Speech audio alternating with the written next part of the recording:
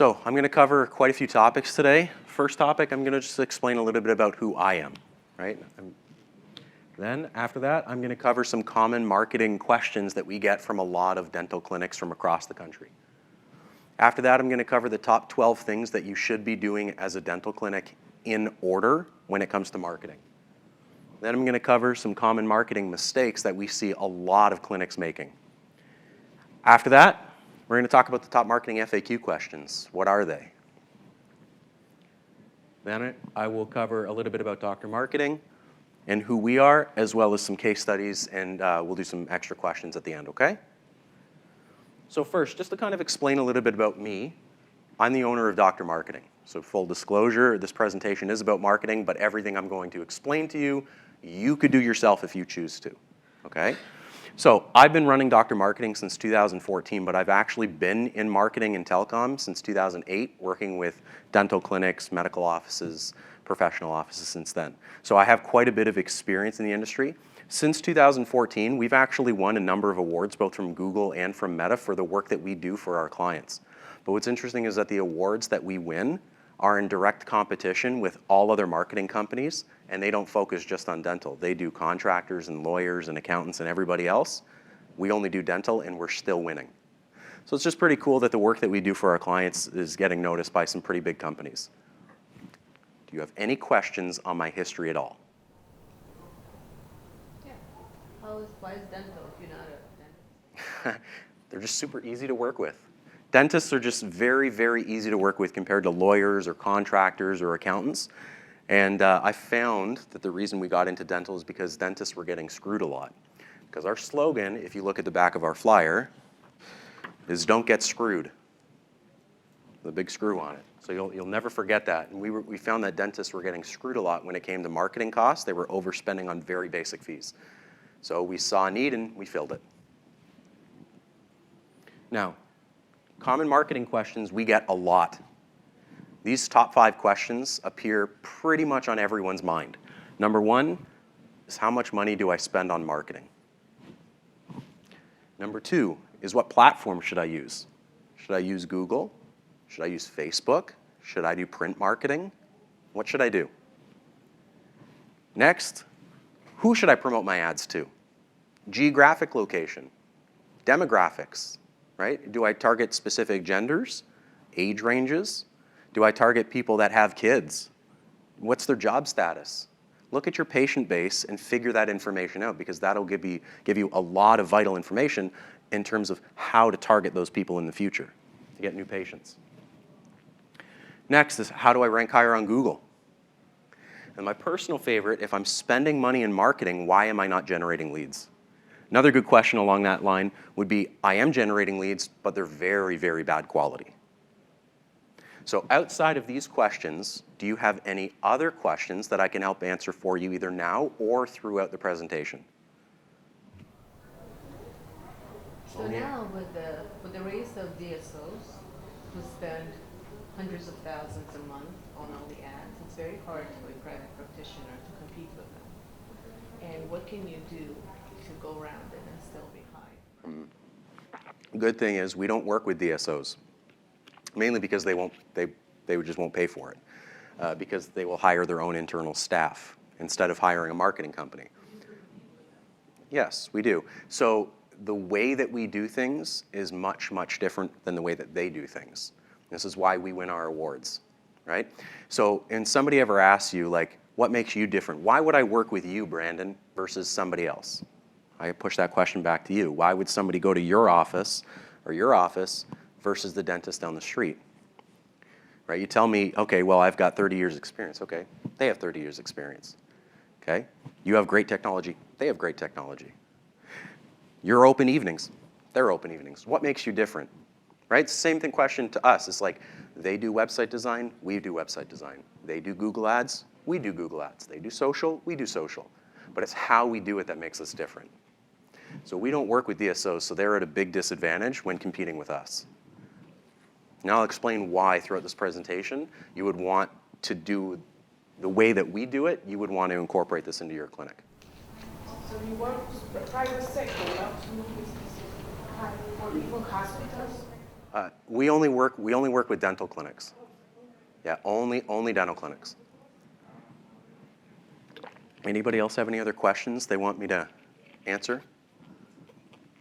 No? Okay. So the top 12 things that you need to be doing for your clinic in order.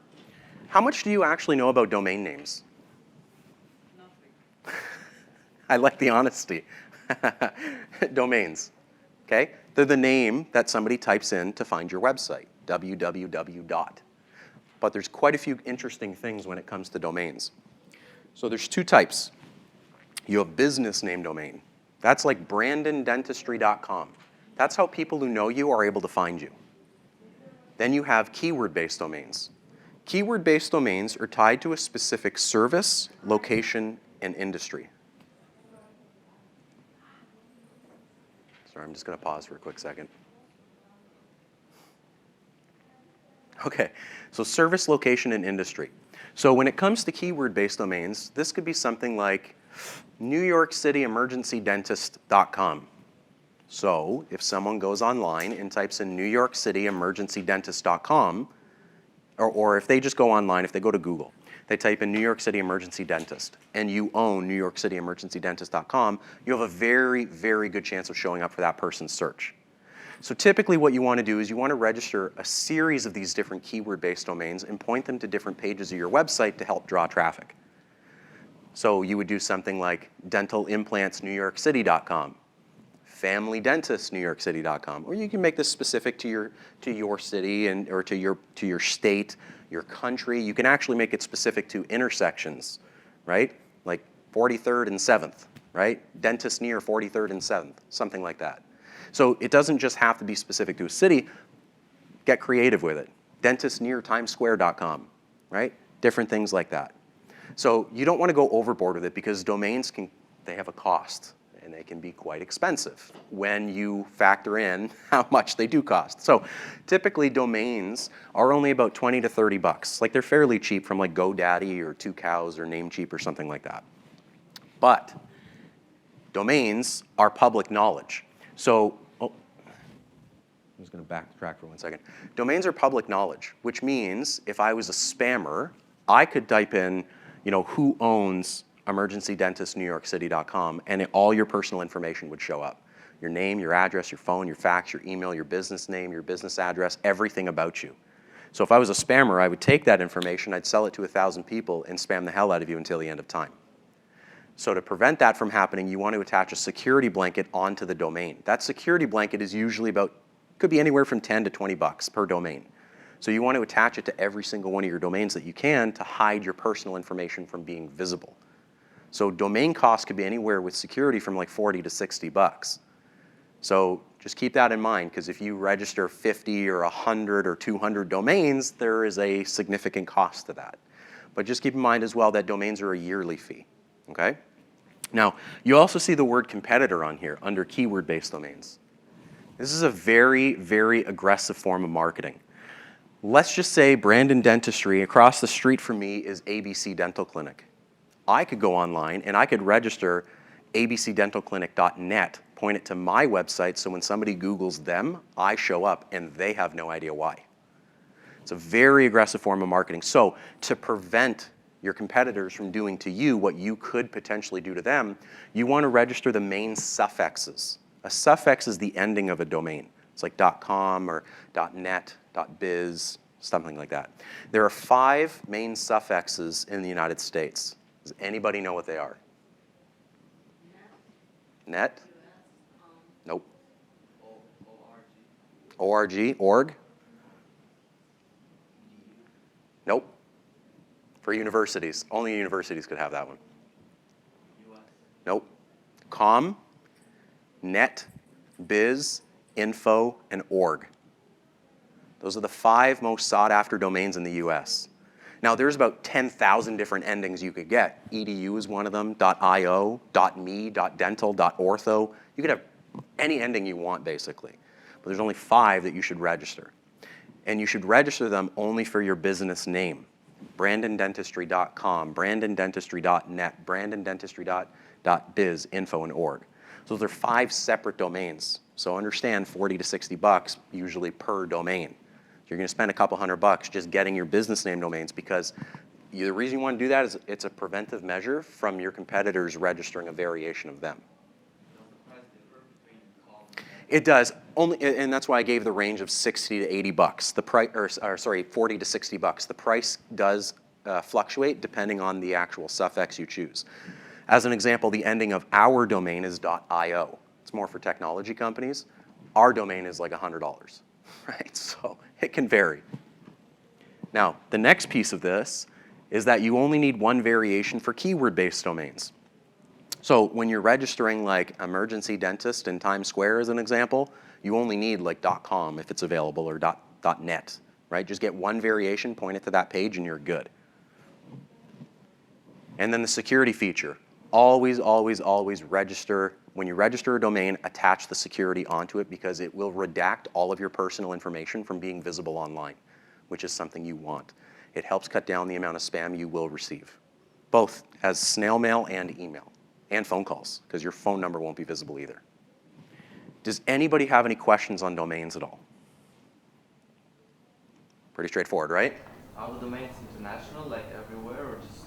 No, you can have domains like all over the place, right? We deal with clinics in Canada, we deal with clinics in the United States, a few in Latin America, all over Europe, and kind of like every country has their own respective domains. Like in Canada, there are 6 primary domains because they also have a .ca, right? In Australia, it's .au, right? In Japan, I think it's like JP or something like that, right? So every one of them has different suffixes, but for the most part, the primary ones are com, biz, infonet, and org in the United States. What about in the Caribbean? In the Caribbean, I can't remember what country. St. Vincent and the Grenadines. I can talk to you afterwards about that. I can send you some details on that. Okay? I'll figure out which ones, and then we'll go from there. Anybody else have any questions on domains? Can you open a domain outside the United States and use it in the United States? Oh, 100% you can. I could register .in for India if I wanted to and have it here. But just understand, if a patient is online searching and they see .in at the end of the domain on Google, they're not going to click on you, right? Okay, emails. Who has a HIPAA-compliant email here? I'm assuming you all have like @gmail.com or something, or @AOL or MSN or, okay. HIPAA compliance, you need a HIPAA compliant email. So the odds of one of these emails going to spam is very, very high. So you have an @gmail.com email or you have an @hotmail.com email, it's about 70% of your emails are going into the patient's spam box. Not because of something you did, and it's not because of something the patient did. That's how free email accounts work. Free email accounts are typically associated to spammers. You know, I set up an email, I spam 1,000 people. Set up an email, spam 1,000 people. Set up an email, spam 1,000 people. That's how it works. This is why you want a custom email. Custom emails, it's only 12%. info@brandondentistry.com, right? Less likely to go to spam because those emails are paid email accounts. You have to pay to set them up. Not only that, but they also look much, much, much more professional. This was actually an associate's email before he set up his personal professional email. dentaltemp101@gmail.com when he was an associate. When he bought his clinic, we set him up with info@coultersmilldental.com.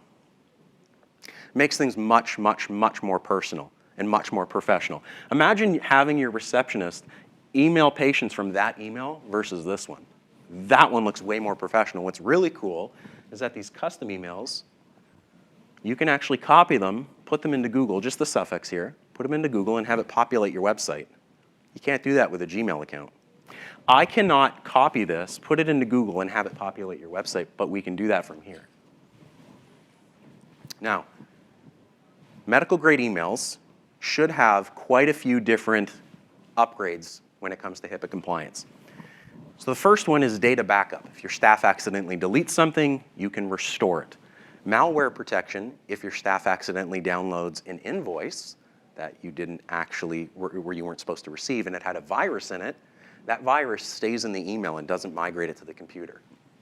Anti-phishing software does exactly what I explained up here, but it does it for you. It means if you get an email from a known spammer, either from their IP address or from a domain ending, that email will go straight into your spam box and not your inbox.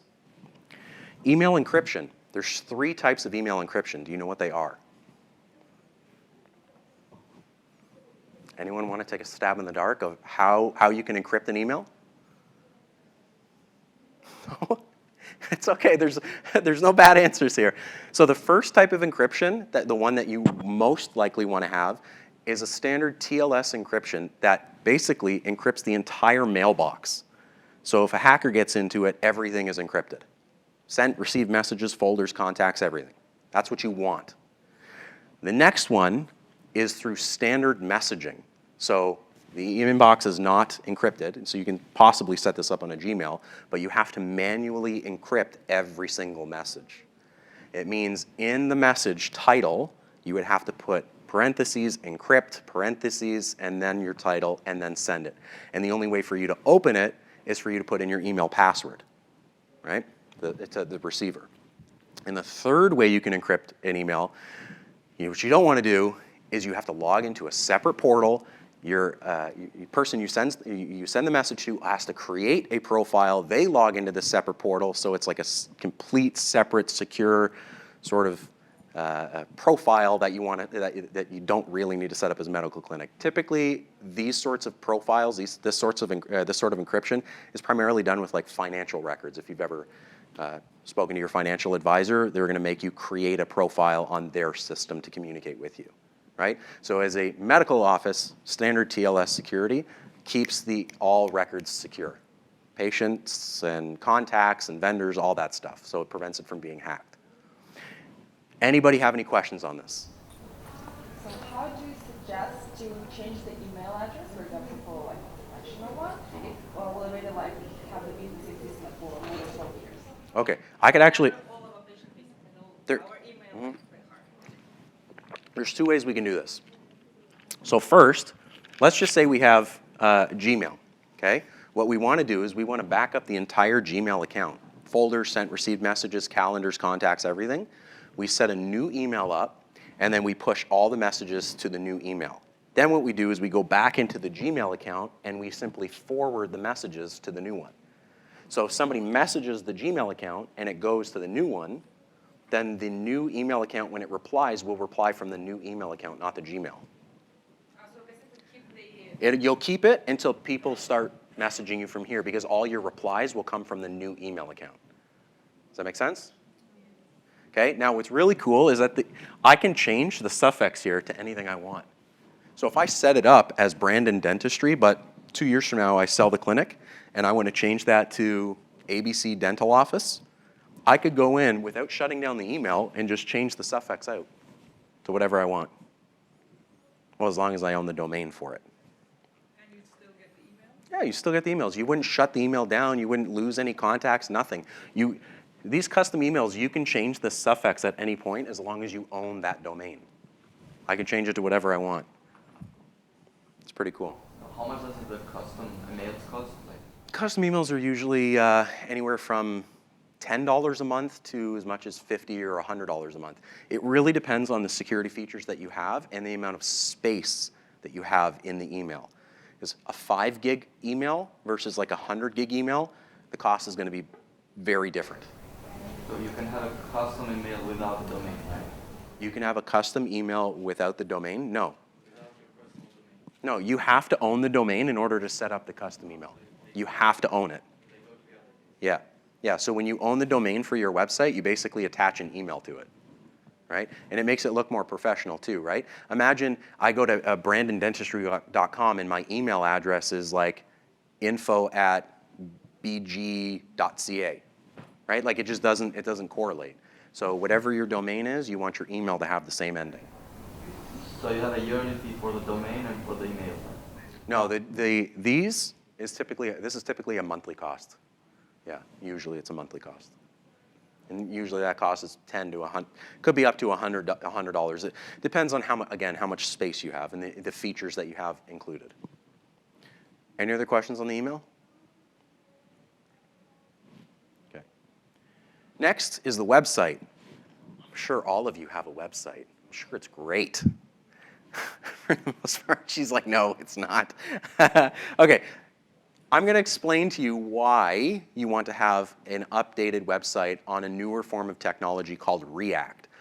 Right? React, it's R-E-A-C-T. It's a newer form of technology that basically adjusts your website based on the screen size of the user.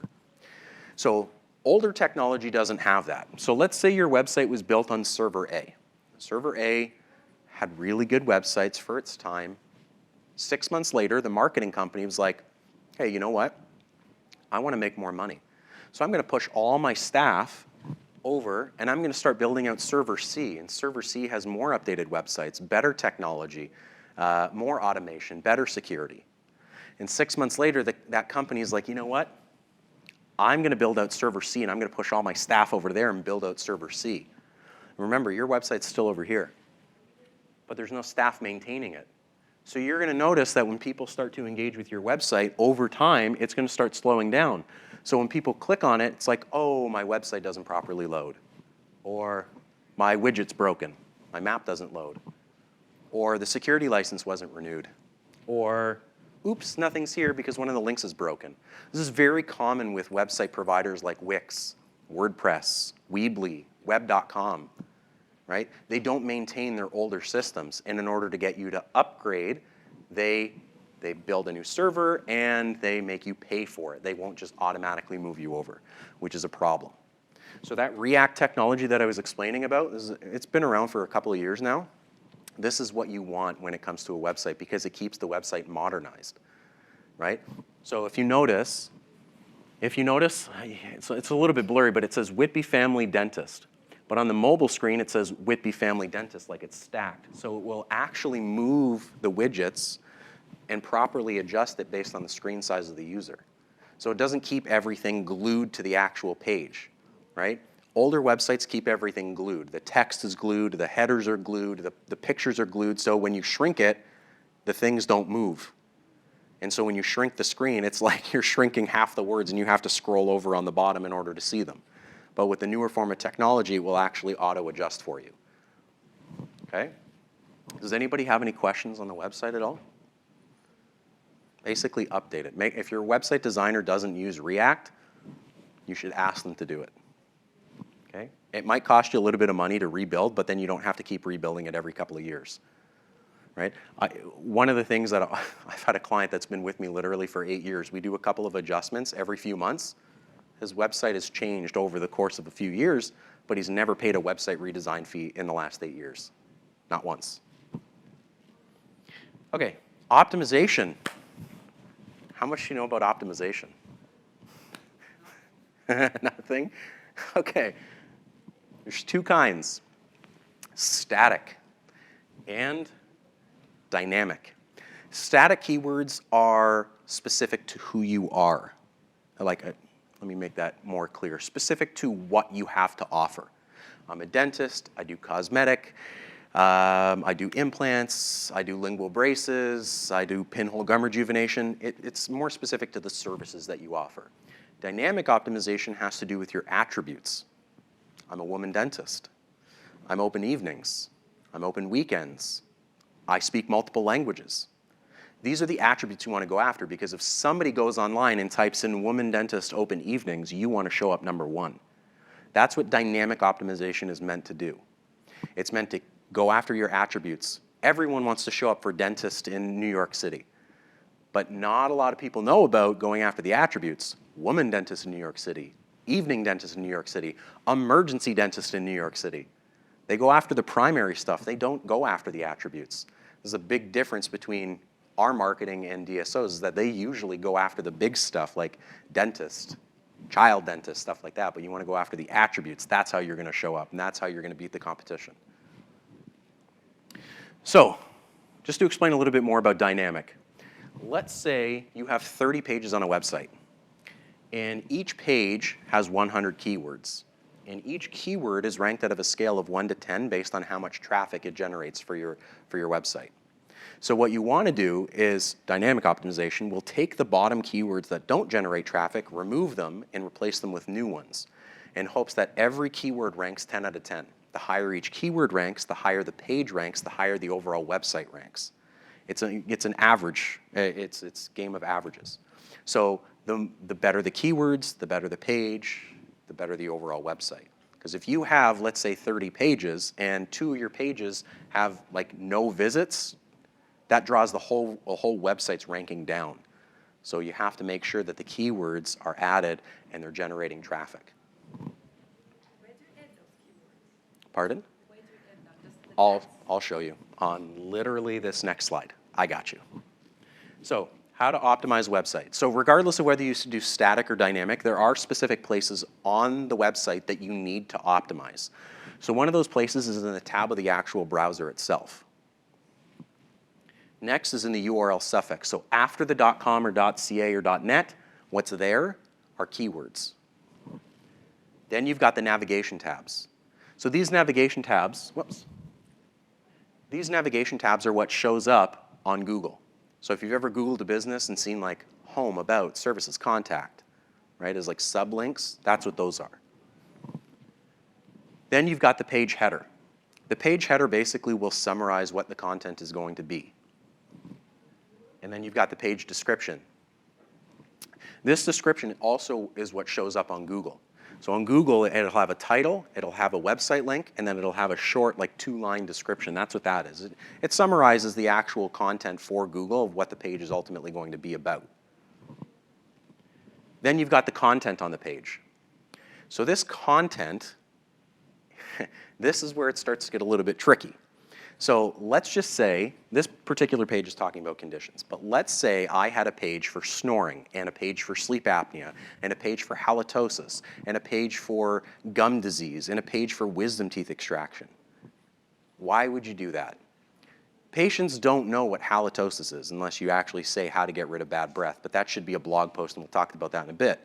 But what ends up happening is if these pages don't generate traffic, it's going to draw the overall website ranking down. So what you want to do is you want to consolidate the pages that don't do anything. And once you consolidate them, you have to push the content that is most relevant to the top. So in this particular circumstance, this dentist got a lot of traffic for snoring and sleep apnea and sleeping disorders. So that content was pushed to the top. You want to appeal to the masses. So when people visit the dental conditions page, most of the people are going to be interested in snoring and sleep apnea content. And that's why on this page, halitosis is pushed towards the bottom of the page.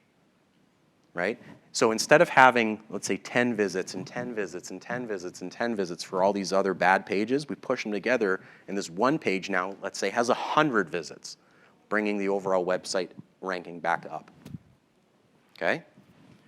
Now, when it comes to keywords, what you were asking for, keywords have to be page specific. Okay? You put them on the back end of the actual website. So there's a front-facing piece of the website, and then on the back end, there are keywords that basically summarize what the actual content is going to be on the page. Okay? Now, the keywords have to be page specific.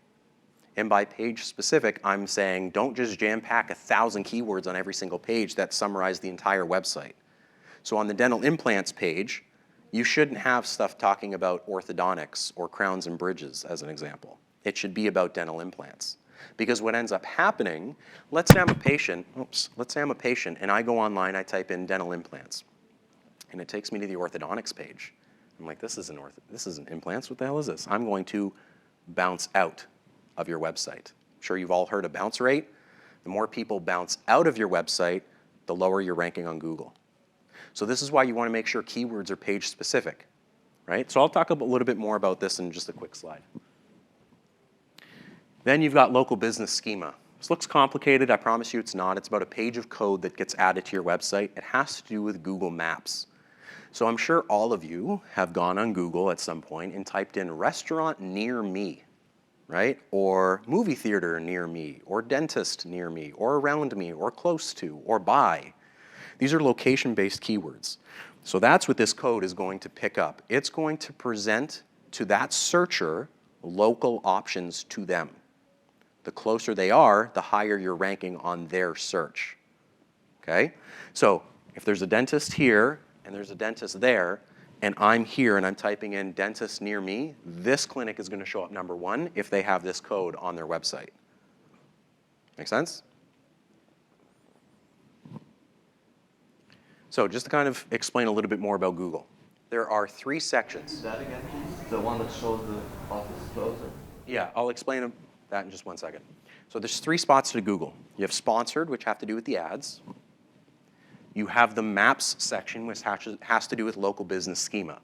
So local business schema, again, this is going to help you find more local people to your business. Because as a dental office, you get 95% of your business within 2 miles around your clinic.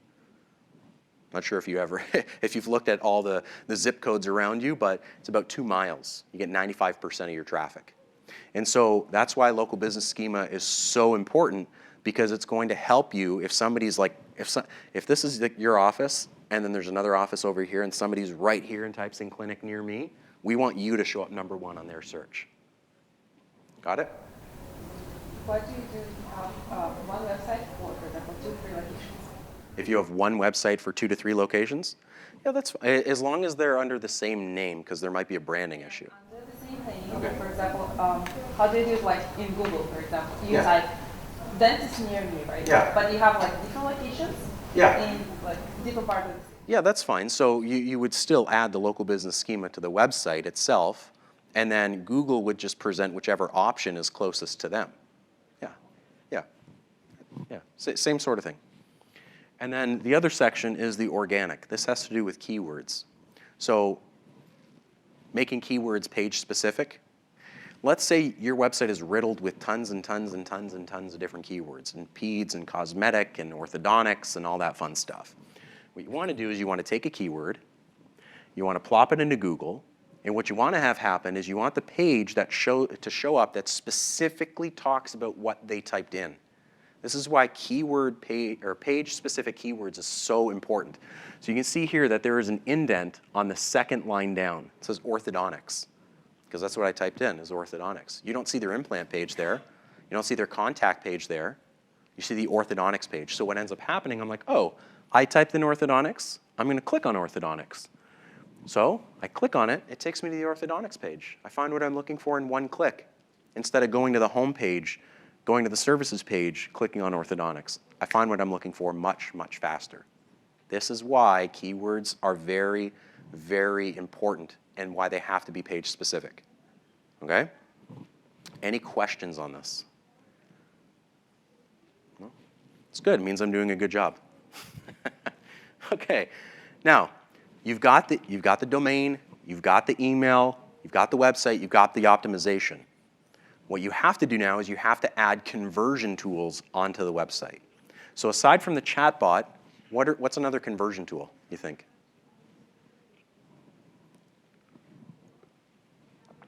Anybody? Another conversion tool? Web form. Somebody can fill out a web form on your website. Another conversion tool. On the mobile phone, it's a click to call now button. Right? Click it. It's just a way that somebody can communicate with you. Not everybody will choose to call you. Not everybody will choose to fill out a web form. Some people will choose to talk to a chat bot. Now, there's 2 types of chat systems. You have a live chat that requires an agent to physically respond, and you have a chat bot that is an automated system. Okay? The problem, before I get into this, of using a live chat is that it leaves room for human error. Let's just say the person who's supposed to be looking after it walks away from their desk. You miss a chat.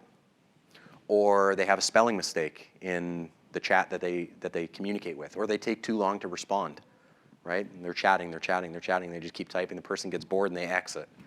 That's a problem with a live chat. And they're also not on 24/7. Otherwise, it'd be really expensive. Chatbots, typically inexpensive. So usually how these...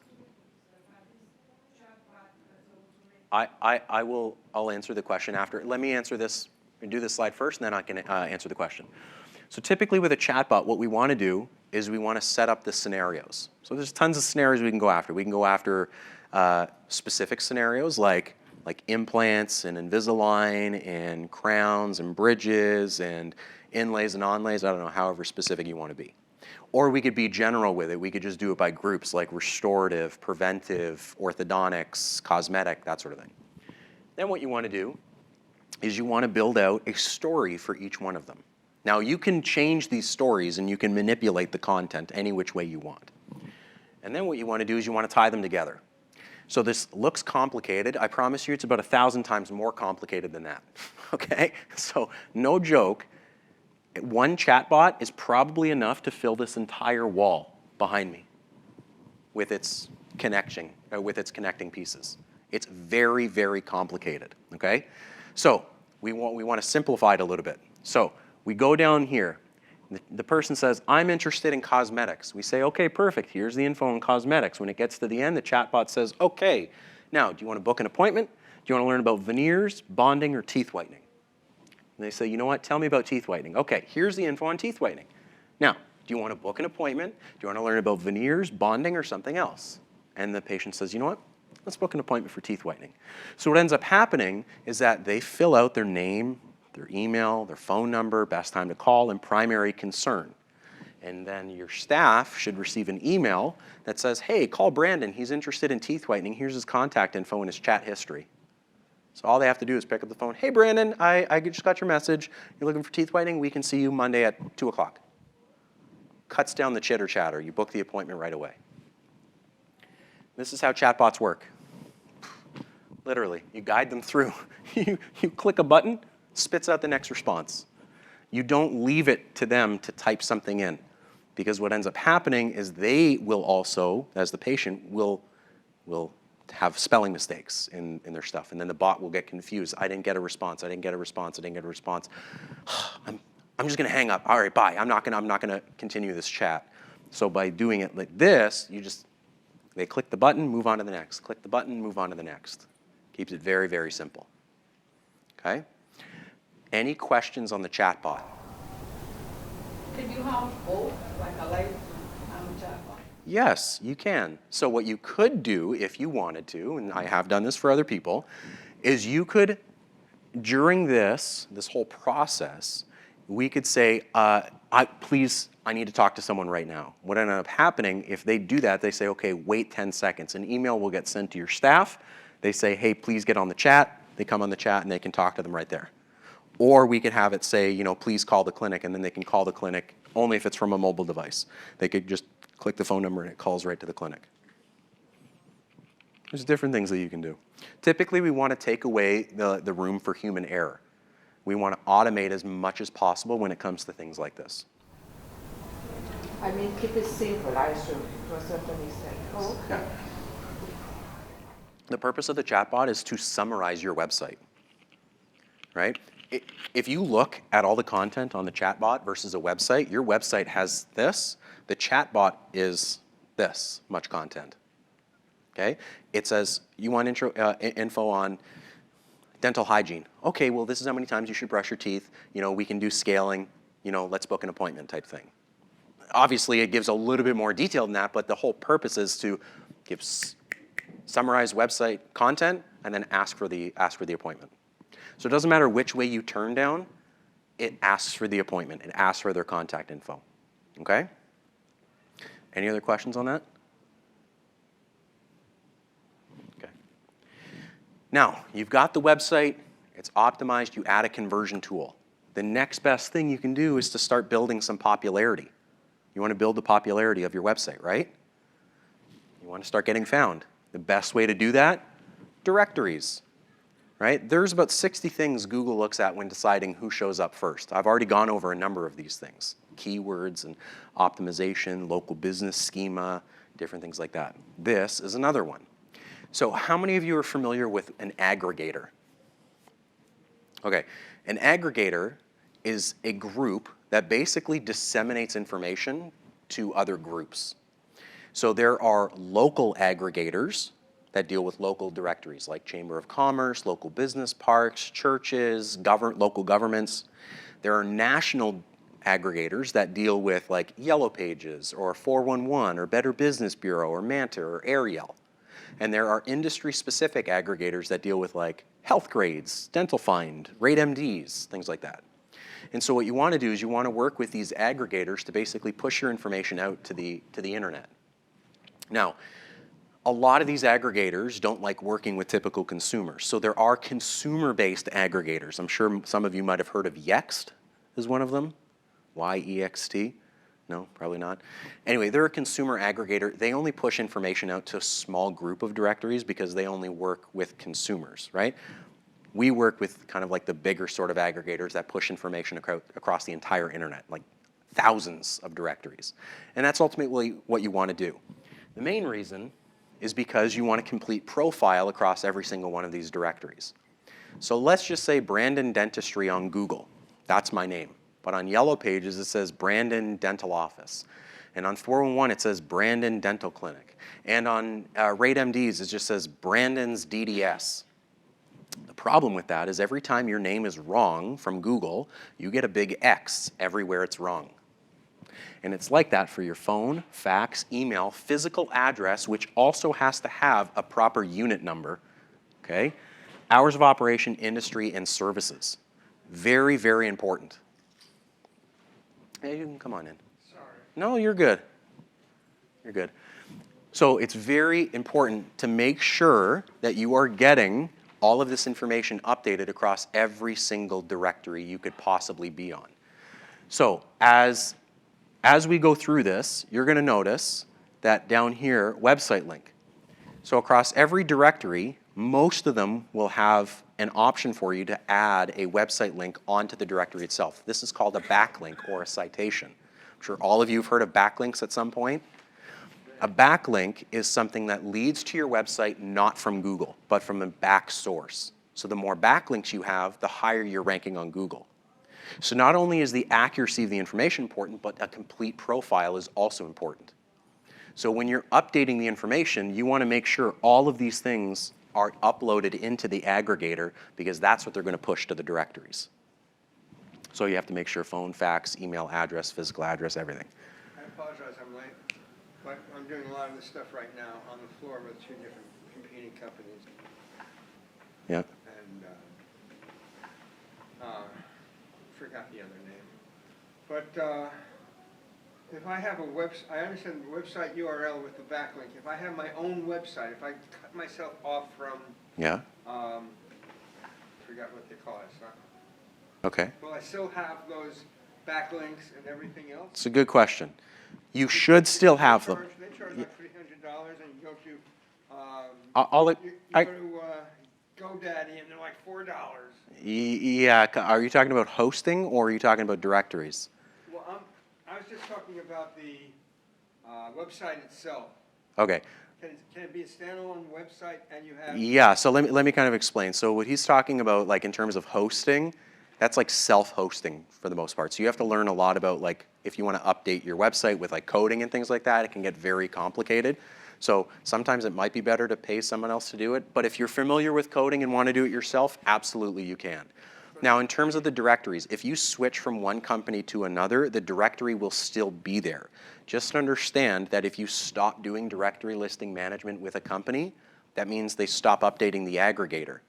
So what ends up happening is these aggregators will tell the directories that you're no longer in business. So what will happen is your listing on the directory will go down, or they'll just remove you completely. So it's something that you want to continue paying for, right? It's not a huge expense. Usually it might be like $100 a month or something like that. After this, after we start getting you found on multiple directories, updating your contact info, optimized, you're ready to go, we want to start generating reviews. There are 4 ways to generate reviews. What are they? After the appointment, follow-up. That's one. Questionnaire sent to the patient. Number 2 is a questionnaire sent to the patient. Anyone? That's something else, but we'll cover that in a minute. Ask them in the office. QR code? Keyword code? Oh, yes. Wow, you guys did so good. All 4. Okay, so there's actually 4 ways. The first and best way is through a survey. This is the best way to generate a patient review. Do you know why? Because it's easy to answer. You don't have to choose things. You just like. Kind of. This way will gate a review. So imagine I just saw you in my office. Then I sent you a survey, and you didn't have a good experience. You're going to go on that survey, and you're going to be like, Brandon, he was such a dick, right? And then 0 stars. Where's that survey? Is it online? Is it on Google? It's not. It's in the survey, right? And so that survey, that comment stays in the survey, and it doesn't move it to Google. So what ends up happening is if it's a positive survey, that will redirect the patient to Google to leave you a review, or to Yellow Pages, or wherever you want to leave the review. So let me kind of re-explain this, okay? You have your website. What you want to do is you want to put a survey on a custom link on your website. That's not visible through the standard navigation, because you don't want the typical website visitors visiting that survey. So what will happen is this survey gets sent to your patient's post-appointment.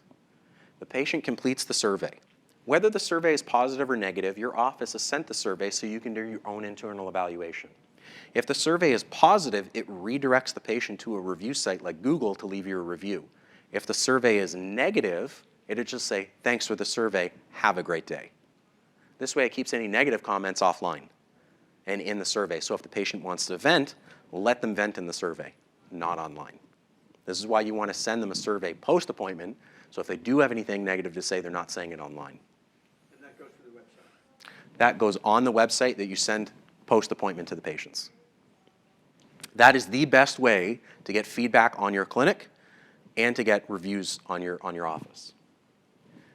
The next... And it shows the original address of the person who's sending it, not the address of the It can. So let me kind of explain about that survey. So you can ask required questions and non-required questions. Typically, you do not want to have the name and email address required, right? If they choose to fill it out, it is their prerogative. They will be more honest with you if you make them non-required, okay?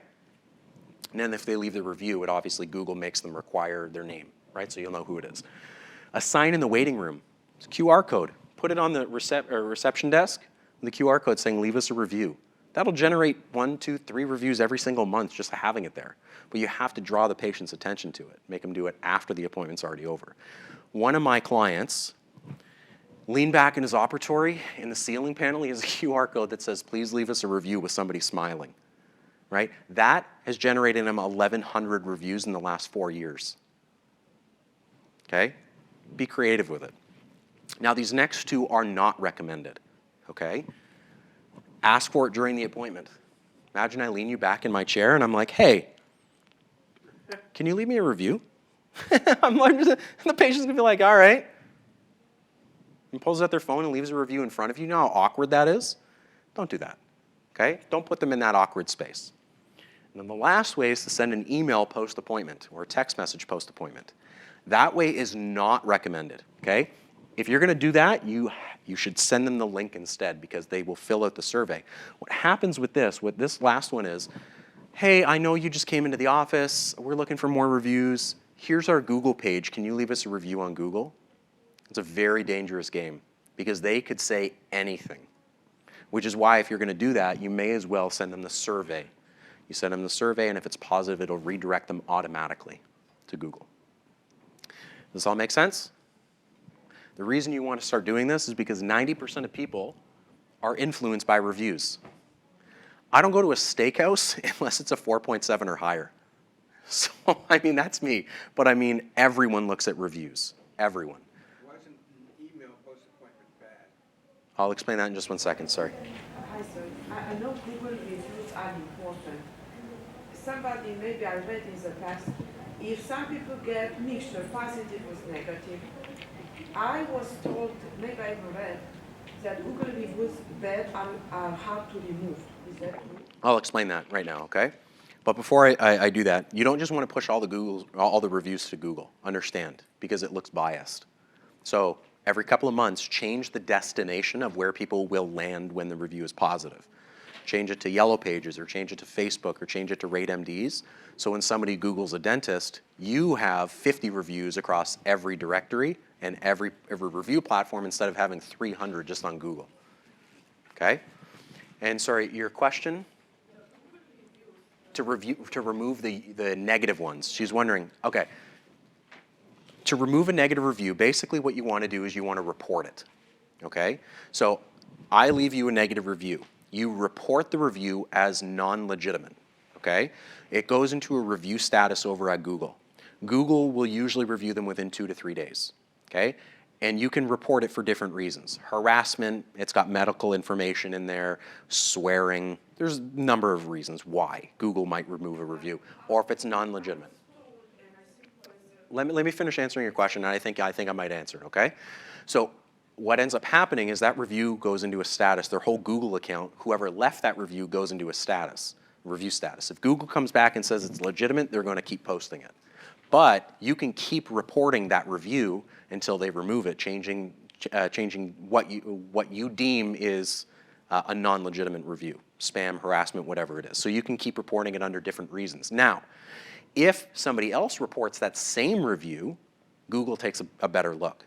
So if I leave you a review and you get 10 or 15 people from different IP addresses saying that review is non-legitimate, most cases Google will remove it. So you can't just have one person remove it or ask to remove it. You have to get like 10 different people from different IP addresses asking to remove it.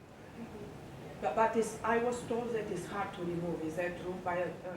No, that's the process you want to take, right? So it depends, because if it's legitimate, they're not going to remove it.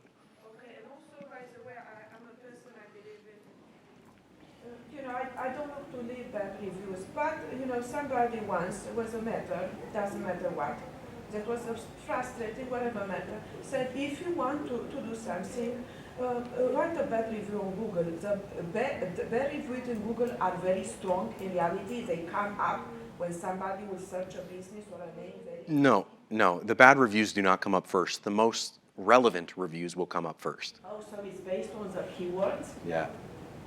Interesting. Yeah. Even I believe I'm a person, I think if you have something nice to do, but some people But said that you can remove easier. Also understand, having 300 5-star reviews with a 5.0 on Google looks incredibly fake. How many? Even if you have 15 reviews at a 5-star, it looks fake. What you need to do is you want to target between 4.5 and 4.8. Okay? That looks real. It makes you look human. Do you think I get along with everybody? I'm a great guy. I'm married with 2 kids. I do charity work. But I'm telling you, there are people that I don't get along with. It happens. You don't get along well with everybody. 99% of people, sure. That 1%, they're going to leave you a bad review. That's fine. Do not let it eat you. That is okay. What you want to do is the response to that review. Do not throw them under the bus. I cannot stress that enough. An unbiased response. Hi, Brandon. Thank you so much for the review, positive or negative. We do our best to ensure every patient is as comfortable as possible in our office. Please give us a call at our clinic to let us know how we can help. Here's our phone number. You'll notice I didn't say I'm sorry. Because you say I'm sorry, you're admitting fault. I also didn't acknowledge that they were an existing patient, which you also don't want to do because it's an identifying feature, right? Unbiased responses, HIPAA compliant, okay? But to reply to them is important. You reply, no, you always reply, even positive or negative, you always reply to that review. I think saying thank you sounds good to other people. Thank you, I appreciate it. Yeah. I think, thank you. Yeah. Now, Brandon, one question. Sure. So what's the process for contacting Google? oh, it's actually really, really simple. To report a review, right beside the review, there are 3 dots. You just click on it and you say report review. Very, very simple. Yeah, you just look for those 3 dots and it goes to like a settings menu that just quickly pulls up and you just say report review and then another screen will pop up and then you just report it. You'll also have it respond. And they'll respond, yeah. 100% reply. Thanks so much for the great 5-star review. Let's just say they didn't actually leave a comment, right? Thanks so much for the 5-star rating. Let's say they left a comment. Hey, Brandon, thanks so much for the review. We're glad you had a great time. Do not give an identifying feature when you reply, even if it's a positive review. If Sally brought in little Jonah to your office, do not say, yeah, it was a pleasure seeing little Jonah if she didn't bring it up in her review. okay? Do not do that, because then you'll get a lawsuit at your hands, okay? You do not want to do that. But if the person did fill out like the name, so can it If say they filled out, thank you, Sally? 100%, yeah. But if their name says like BB, and you know who it is, don't say hi Brandon, right? If they say it's like Brandon B, just be like hi Brandon. Anything that's in the review or in their name, you can leave in the response. Okay? All right. Who can leave reviews? There's 4 people that can leave reviews. Let me ask you a quick question before I show this to you. Show of hands. How many of you left a review for yourself? On Google? Facebook? Yellow Pages? Rate MDs? Did you leave it everywhere or just Google? I think Google, Why? because that's the link that I go through. Like, Everybody goes to different review sites. Why haven't you gone online right now and found 10 different review sites to leave yourself 5 stars? My name is Brandon. I have a great smile. Come to my dental clinic because I'm awesome.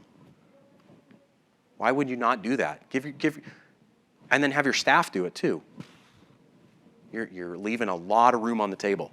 Patients can leave you reviews. Staff can leave you reviews. Vendors can leave you reviews. And yes, even yourself. Vendors, hey man, I just spent $250,000 on a piece of milling equipment. Can you leave me a review? 100%. What do you think the sales guy's going to say? He's like, absolutely, I'm going to leave you a review. He's going to go online. He's going to find 5 review sites. He's going to leave you a great review. Brandon was a great clinic. They were amazing. They paid their bill. They were fantastic to deal with. Of course they do. Having just one type of people leave you reviews is incredibly biased. Staff, what's it like working for you? Vendors, what's it like being in business with you and yourself? People want to hear from you. Leave yourself a review. Any questions on this? I just want to make a note because I just wanted my colleagues to know, I think it's very common for some reason hygienists have been fired or they left themselves, they leave negative reviews for their dentist. And I personally had it, and then a lot of friends had it, and when I called Yelp, they Oh, don't call them. They don't care. they were ridiculous because this hygienist, and we did an investigation, she left review for every office she ever worked for, all negative. And she even used hate speech. Yelp refused to remove it. I had to do my own investigation, find out that it was she, and she removed it because I threatened her. But the point is, it happens, it's true, but it happens all the time. And I think it's when I spoke with an attorney, they told me you can't prove it. So I couldn't prove it, but I told her, oh, maybe I'm going to make a phone call to the... You've gone like, yeah. Don't do that. Don't do that. You call Brandon at Dr. Marketing, and Brandon's team will help you get it removed. But what happened to more than one of my colleagues, and I don't know what's this hygienist thing for some reason, they do that. So I think we should be aware. All of a sudden somebody leaves, and all of a sudden you get 3 negative reviews about, and she was ridiculous because she said everything was horrible except for hygienist named Katie. And that was a giveaway. But I get it, but this is why you want to have different review. But listen, we want to make sure we're getting reviews from, sorry guys, we want to make sure we're getting reviews from different people. And you don't just want to flood them right now. Don't go online right now and leave yourself 15 reviews and ask your friends and staff to do that too, because that's going to look incredibly fake. Space it out so when issues like this happen, they get buried immediately. yeah, what I'm saying is only thing, if somebody you fired, if somebody left your office and I understand people leave negative reviews for different reasons. Patients can leave reviews, vendors can leave reviews. Salespeople that get hurt because you rejected them can leave reviews. Okay, everyone can leave reviews, but have a strategy to generate positive reviews over time because it will bury the negative ones.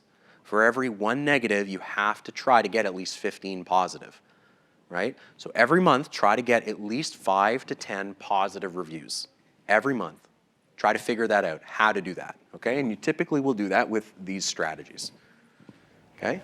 Any other questions? I believe, in a better communication. The people, some, I'm not in a situation, I'm not boss to fire anyone, but I work with people, I believe, be nice when it is a problem, try to fix it through communication. Yes, 100% through communication. Yes. Right, but don't go above and beyond, okay? If you get a negative review, just call your marketing company, they'll help you get it removed, okay? In most cases, okay? If it really, really, really bugs you, then you can take the step to going through the lawsuit, but that is very time-consuming, so mind-boggling. Don't go down that path again. It's gonna stress you out like nobody's business, yeah. It says that they get the reviews and send them to Google. Is that really No, true? you can't do that. Okay, so this is another great thing, okay? That is fake reviews. You do not want them because what ends up happening, even positive reviews can get reported. And if a positive review gets reported and is marked as spam, guess what Google does? It'll remove every single review from your entire profile and put them all into review status. So do not pay for fake reviews. I cannot stress that enough, okay? They're not fake, they're coming from patients, but supposedly I'm screening them and only letting the good ones go in. Yeah, no. That's what. So what they're doing here is they're putting the reviews into this system, and what ends up happening is they're creating Google accounts for these people from different IP addresses and posting on their behalf. That's what ends up happening. They post their own addresses, but they screen out the bad ones, 2 stars or 1 star. Yeah, then they might be doing the survey piece instead. If they might be doing a survey, or they're doing what I just explained, where they go into this like limbo status, and then you approve them, and when they approved, then a Google account is created for these people, and then the review is posted from that Google account. But doesn't it sound like it's coming from Practice Mojo? Yeah, Address? but let's just say, yeah, I mean, let's just say I can create any email address I want and attach any name to it I want, right? You weren't here at the beginning when I was talking about spam email accounts, but this is exactly what I'm talking about. You can create 1,000 Google accounts if I wanted to and leave myself 1,000 fake reviews. But if one of those reviews gets flagged, you're in trouble. So what you're describing is different than if you use that survey. The survey is genuine from their actual account. Because the patient is clicking a link. That's right. And it's coming from their account. What this gentleman is describing is more like these reviews go into this like limbo sort of status that you can approve or disapprove. And what ends up happening is these systems can go create a fake account, call it whatever name they want, and will post that person's review. So if Jared G left a review, then Jared G gets a Google account created for him and that review gets posted. They don't do it from their own. They could if they did it this way. But there are companies that do that. A survey that's online, it's not vetted by not vetted by Mojo, Maybe. and then they get flagged. Because to me, it seems that they're all be coming from the same. Yeah, if somebody leaves a Google review, there's no system out there that can ban somebody from leaving a Google review other than Google. Right? There's no system that's doing it. So they're either doing it from a survey or they're doing it from a software that creates the Google account for the patient. You can't ban someone from leaving a Google review. You can't approve it. They can't do that. Yeah. So they're giving me nonsensical. I would say they're either doing it from a survey perspective or they're doing it from creating an account. But I can talk more about, Online survey? yeah, from the website. Yeah, so I'll talk more about this afterwards, and we can talk about it offline. Next, Google Ads. So you've got your reviews, you've got your website, you got it optimized. Now you want to start drawing up traffic. You want traffic to come to your website because that is another big determining factor on who shows up number one, is how much traffic is actually coming to your website. Great way to do that is through Google Ads. Now, there are 5 different things that we consider when we're doing Google Ads. And the first question we want to ask here, are your ads syncing with your website and SEO efforts? Do you know that, if you're doing that? Anyone? If you're doing Google Ads? How many people here are running Google Ads? I've been encouraged to. Yeah, nobody. Okay, so this is a great way to drum up new business, okay?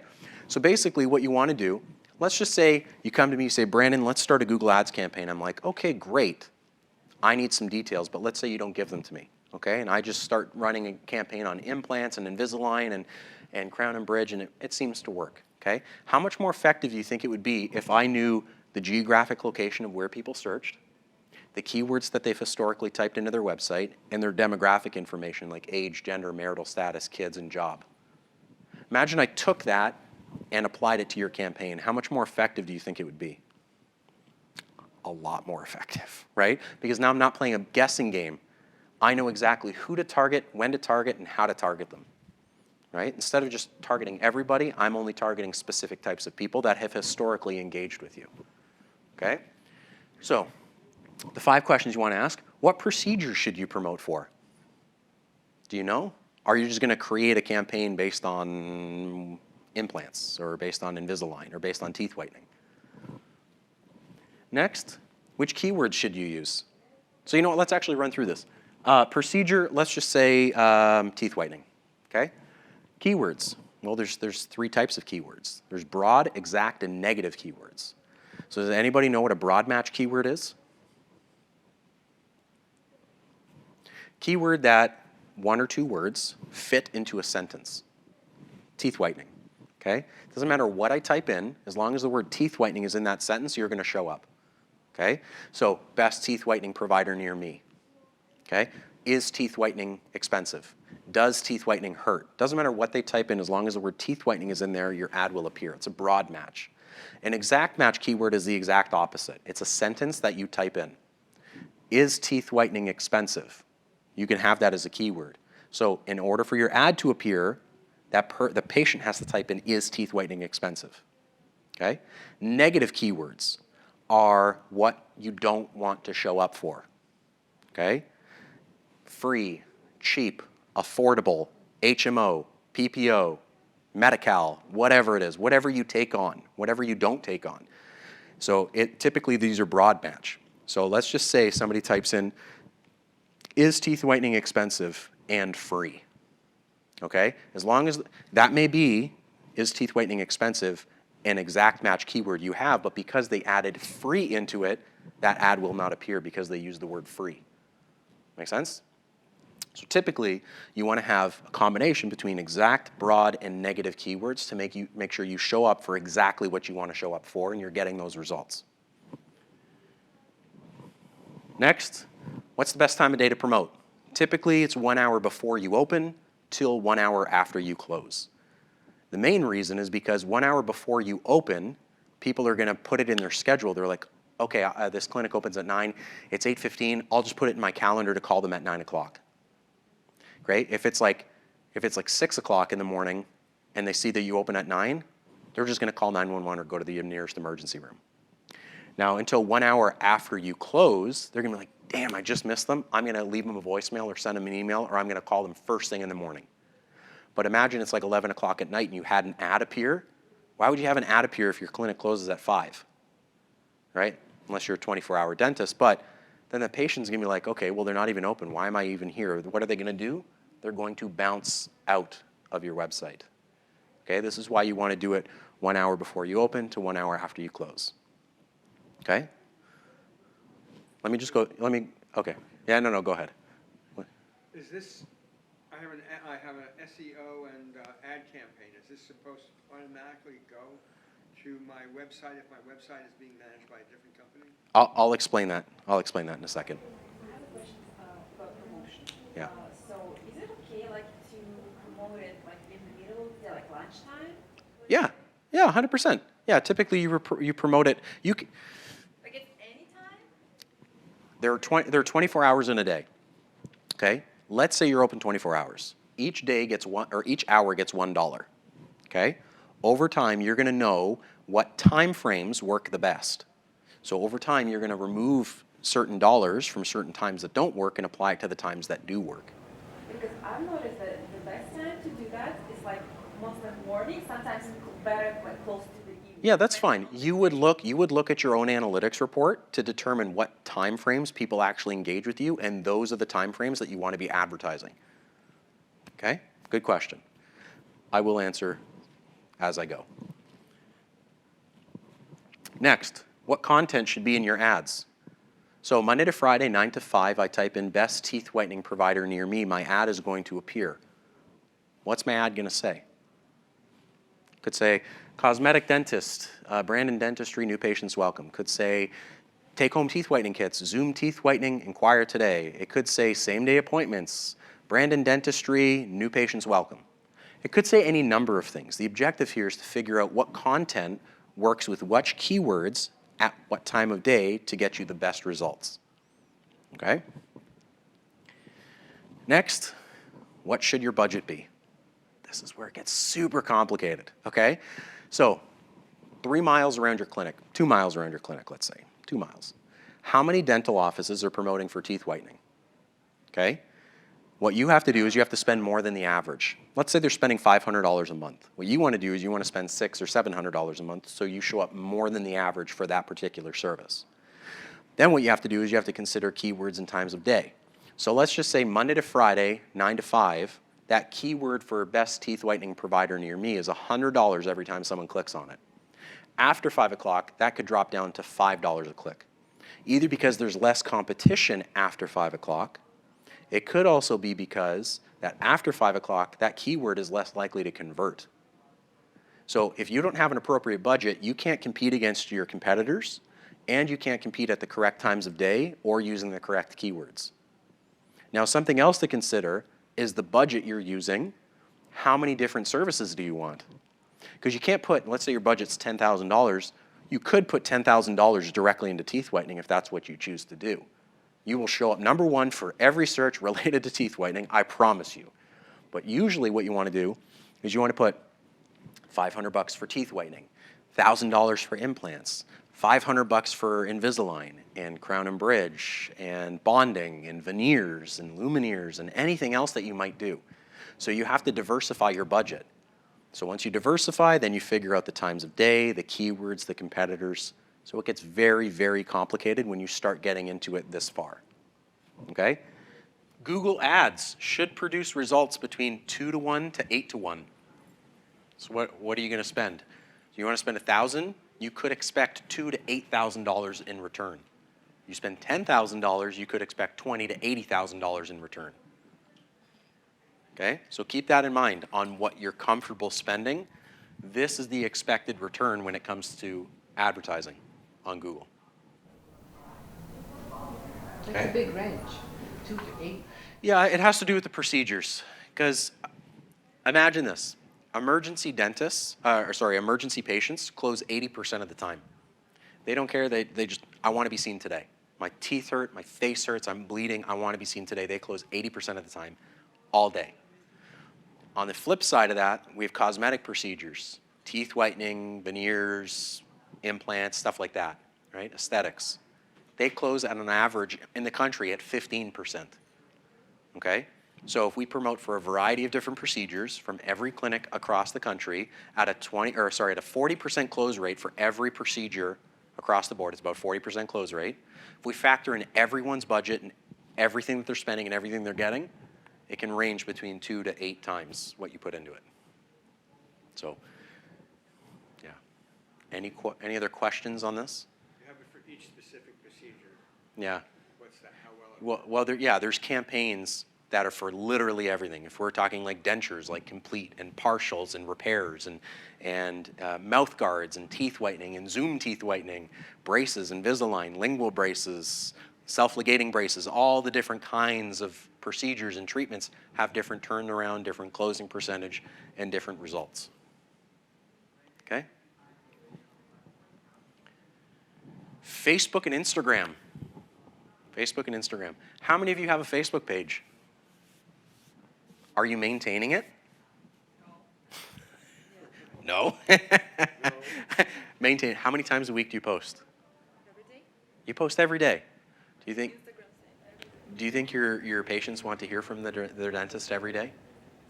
Well, we was the post sometimes like not more about dental. Sometimes it was like some entertaining, you know. Mhm. So people just remember about us.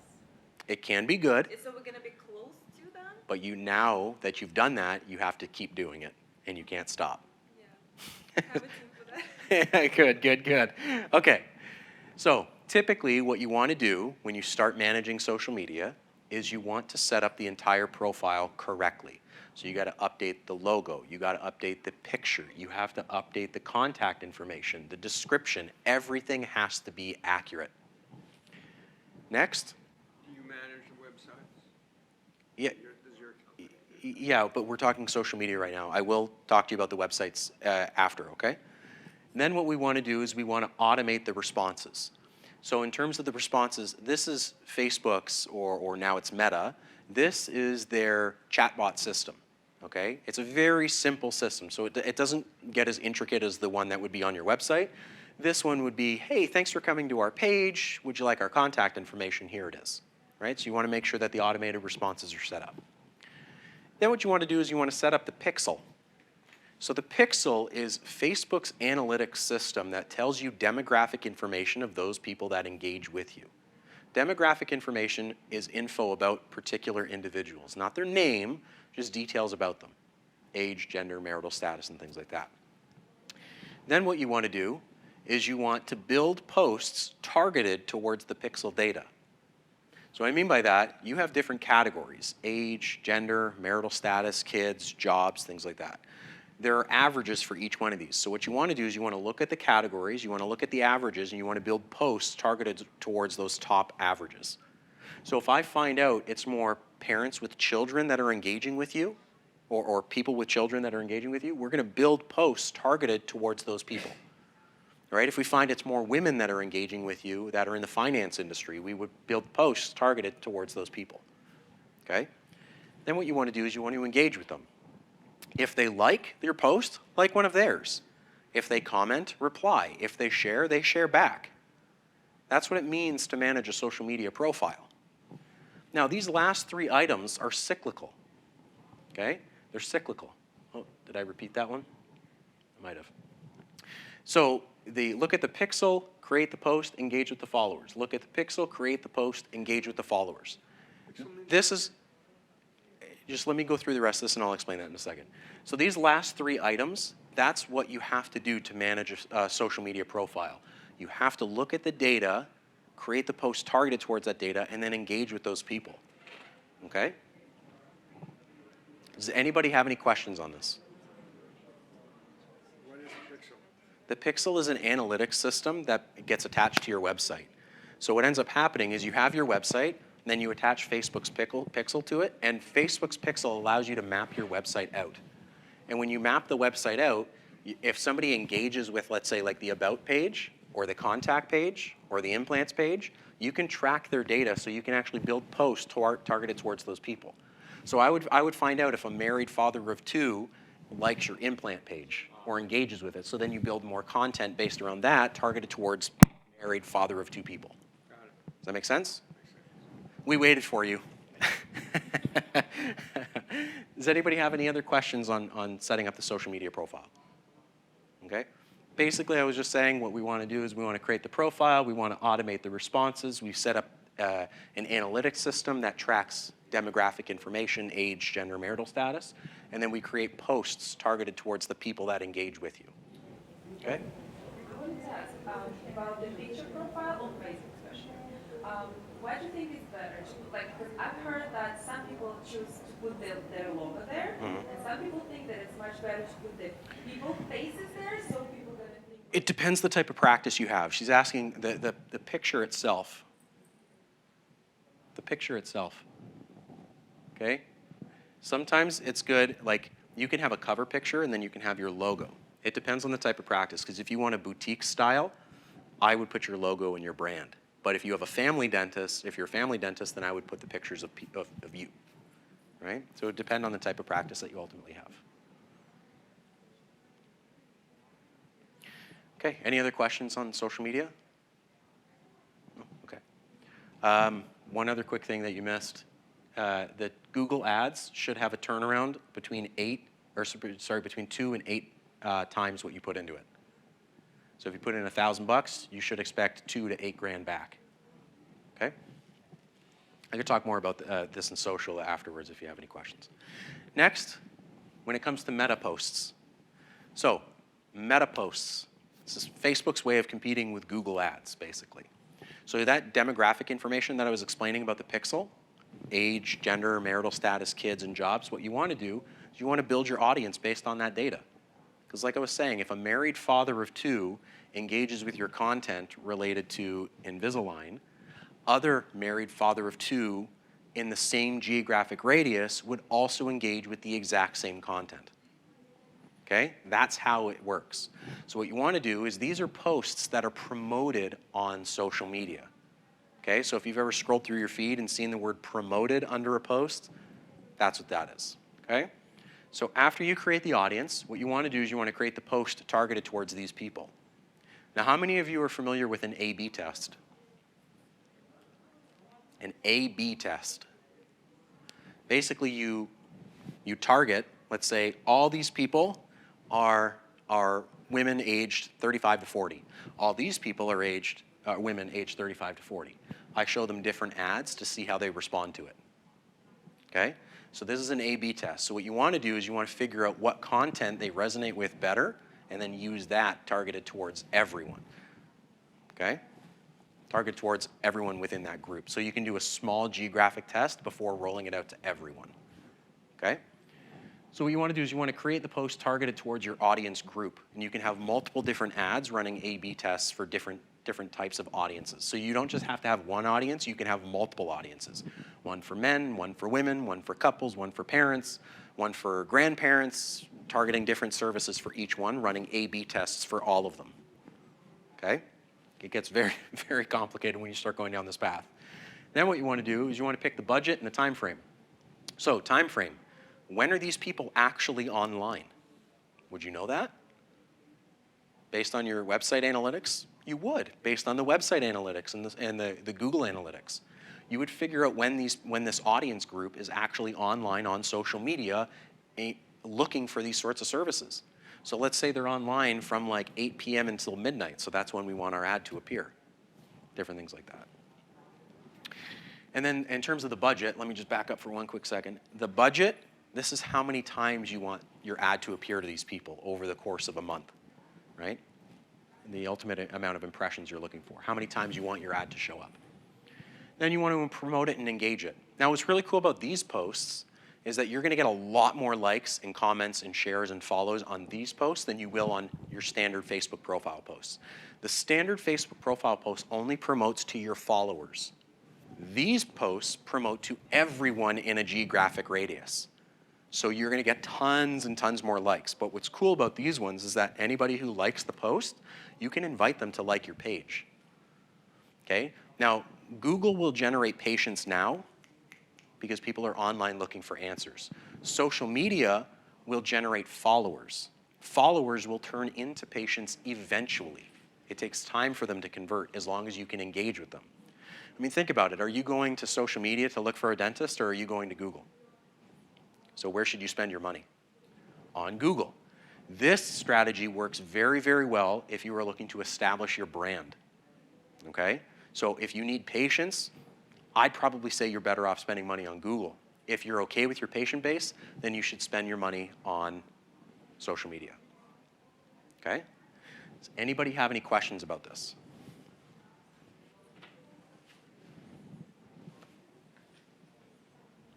Okay. Do you recommend some video posts on 100%. 100%. People love videos. Pictures are great and all, but videos, especially personal ones, I will get to your question in a second, especially personal videos, get a lot more likes. Now, I'm going to segue into something else. When you're posting on your actual Facebook page, you're going to get a lot more likes with personal images than you will with stock content. It doesn't mean that the content is not being visible, okay?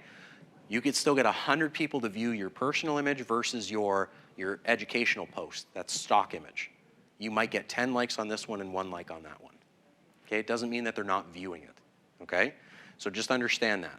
Now, when it comes to promoted posts through Meta, it doesn't matter if it's a personal or if it's a stock. You will get the same amount of likes regardless, okay? So when it's personal images on your personal page, you're gonna get more likes than then stock or personal when it's a promoted post, okay?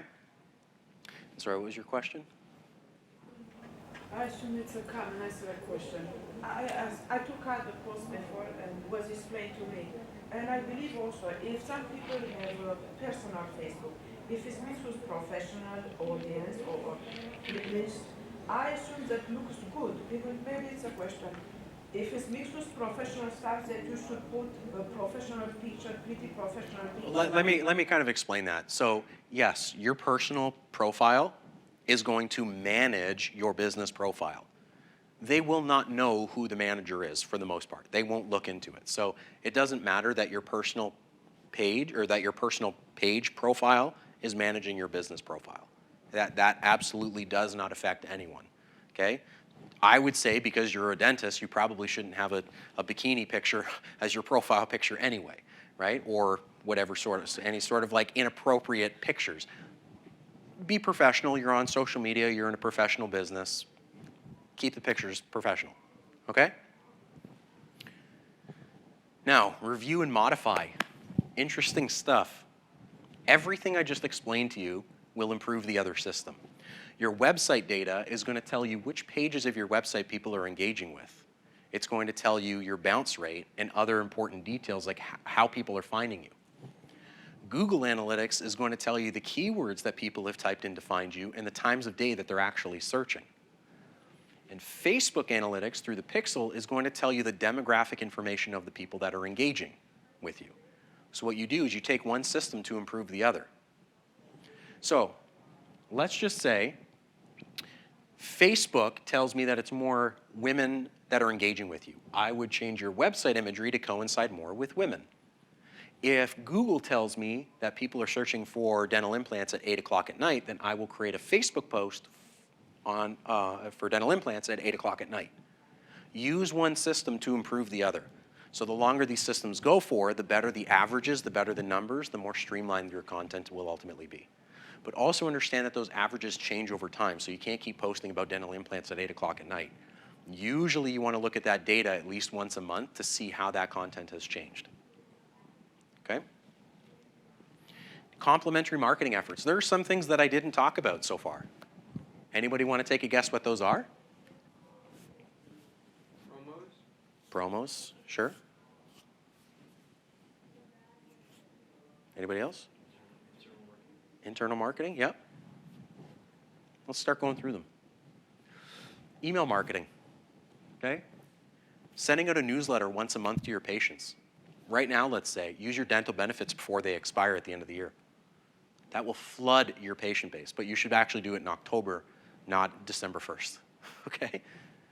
But sending out a newsletter once a month will help generate patient flow and education. Number 2, internal brand development. Does anyone do anything around Christmas time in their office? Send cards. Well, that's a good idea. I do that with a gift card to all my clients. This year, I think we're sending out I think this year we're sending out like tooth figurines. It's pretty cool, like a paperweight. But do any of you do anything for your patients? Here's an idea you can take back with you. Go into your office, go home when you go home, set up a Christmas tree or a menorah or whatever it is you set up in your office, whatever your religion is. What you want to do is you want to go to the dollar store and buy a bunch of gifts for kids, if you deal with kids. Wrap them and put them under the Christmas tree. $2, $3, $4 gifts, right? Not expensive. Any kid who comes in, give them a present, tell them they can't open it until Christmas. Not only will that kid remember you forever, but their parent will talk praises to you to their entire group of people. When's the last time you went to a barbershop, a clothing store, dentist office, where they gave kids presents? Almost never. Pretty much never. I bet none of you have ever tried that. I promise you, if you want patients and referrals, it will work, okay? Creating a brand for yourself, like this little guy, this little mascot that you've seen throughout this entire thing, this is our brand.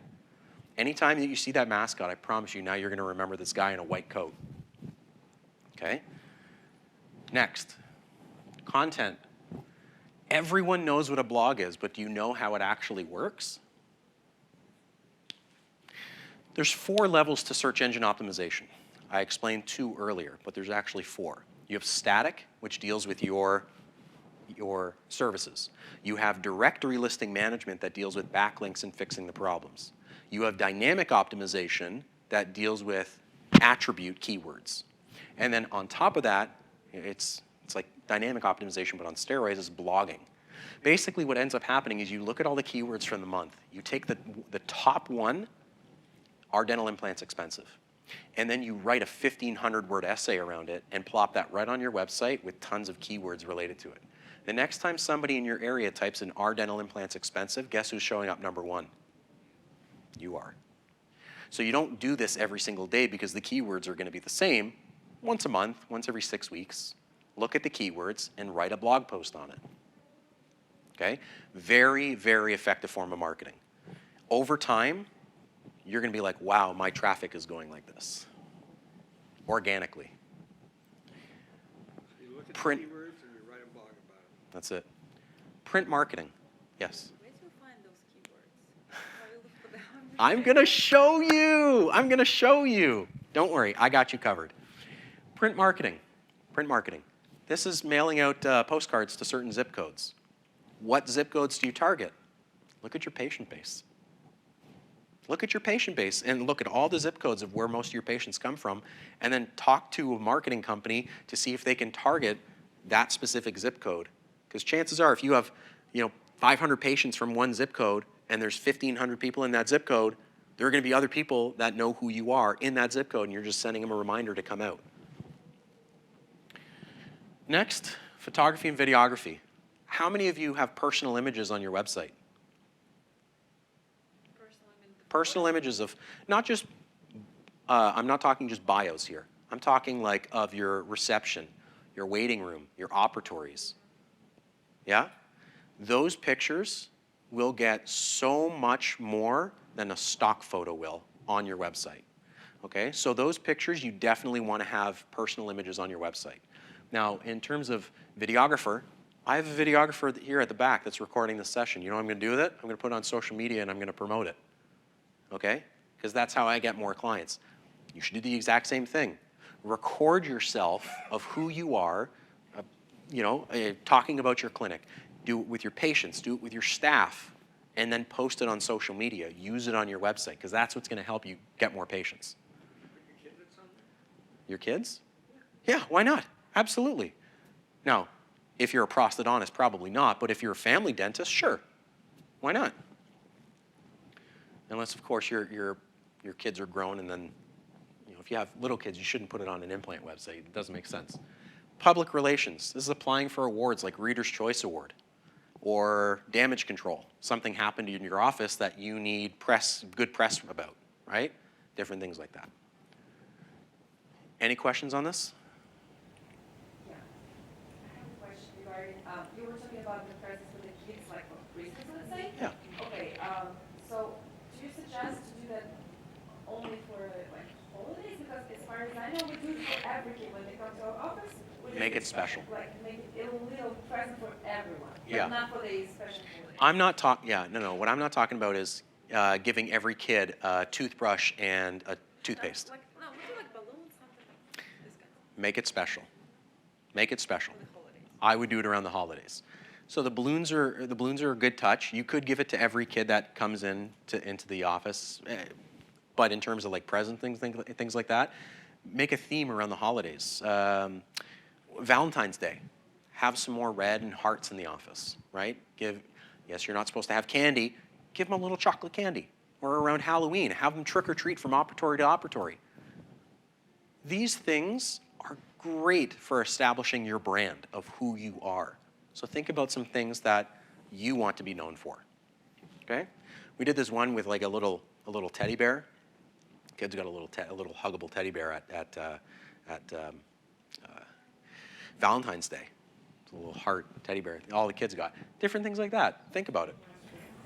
Maybe I could add, but you have pretty much more experience. I assume, or even in lectures before, that patients sometimes, or even other professionals, likes maybe to see something about you personal, like a hobby, a picture of a hobby, or you like nature. It's true, no? That I must say. Yeah, I mean, like typically, if you're in New York City, you don't want a picture of like green and whatnot. But It also depends on the name of your office, right? If you're like Central Park Dental, yeah, you could have a picture of green. Is that what you're talking about? Or even on media, on Facebook. I think I read, and I wonder, even if whoever is your friends list or audience, that I assume even if it's mixed professional with personal, well, I wonder even professional website. Maybe I saw some people write, this is my hobby. Some put a picture. Oh, yeah, I mean, like on your bio, yes. If you were talking about your bio, have a personal image about you. A professional headshot sure would be great depending on the type of specialist or general office you are, right? If you just do implants, I might keep it a little bit more professional. If it's a general office, yeah, I mean, I would probably do something about my hobby on there, or a picture of my family with my kids, yeah. Yeah, but as on only on the bio page, not throughout the website. Okay? Okay? Any other questions on this? Okay. Bonus tip, work with a professional. Okay? Yes, you can do everything I just explained to you yourself. You absolutely can if you choose. I just gave you a high-level overview. If you want to start getting into the analytics reports and whatnot, quit what you're doing and come work for me because you'll make more money. I promise you, because people don't want to do these things themselves, which is why I say hire a professional, okay? You could do it yourself, but it's a full-time job, okay? It really is. So what you should be doing when it comes to working with a professional, what a professional marketing company should be doing is they should be updating content, images, colors, fonts, keywords. They should be fixing errors on directory, finding you on new directories, updating domains and security licenses. They should be writing blogs and attracting media and managing your social media, your print, your ads, and more. That's what a marketing company should be doing for you, okay? On top of that, you need someone with dental expertise. Okay, it's one thing to work with a marketing company that also works with contractors and automotive, but they find clients. They don't find patients. So knowing that, you want to work with someone that is HIPAA compliant. Okay, you also want to work with someone that knows the content behind the procedures, like what's an inlay or an onlay, and how to explain it in a way that's not going to get you in trouble with the association or college guidelines. Okay? Now, common marketing mistakes. Oh, there's so many mistakes. I'm going to go over the top ones. I bullet point form them for us so we can go through them fairly quickly. Incorrect phrasing. Do not use the word guarantee, love, best, or state of the art in anything you do. Basically puts you above your competitors. You don't want to do that. Next, testimonials. Do not place written testimonial on your website. It is treated as a statement of fact, but you can't actually prove who wrote something. As an example, when I was talking about the reviews earlier, I personally could go online and write 50 reviews about your clinic, all with different names. Are they your patients? No, absolutely they're not, which is why you shouldn't put them on your website, okay? Now, not responding to reviews. Another one, right? Positive or negative, you must respond. Unbiased and non-identifiable, okay? And then responding aggressively to negative reviews. Do not do that. Do not throw them under the bus. Next is incentives. Do not give away incentives. If you have like a new patient incentive, sure. I mean, what I'm talking about is don't give them away like an electric toothbrush for coming in because they're there for the toothbrush, and when you try to recall them in 4 to 6 months, they're gone. Okay? So don't do anything like that. Next, groups and associations. So don't list any study groups you're part of. Do not list any continuing education courses you take. And do not list any positions that you hold at an association. You can list the association, just not the position itself. So you can't say you're the president or the secretary or treasurer or whatever it is. Contact information, incorrect title or designation. Funniest title I've ever seen a dentist have is Supreme Dental Ruler. Do not call yourself the Supreme Dental Ruler. It's a clinic in Utah. I've already fixed the problem. Don't do that, okay? Next, having multiple websites for the same clinic. You do not want to do that because it appears deceptive, and that's how you get blacklisted from Google. Directory mistakes.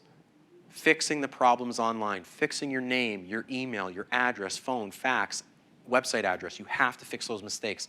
Can't tell you how much business you're losing because your phone and fax number are mixed up, or because one of your competitors took ownership of one of your listings and put their phone number over it.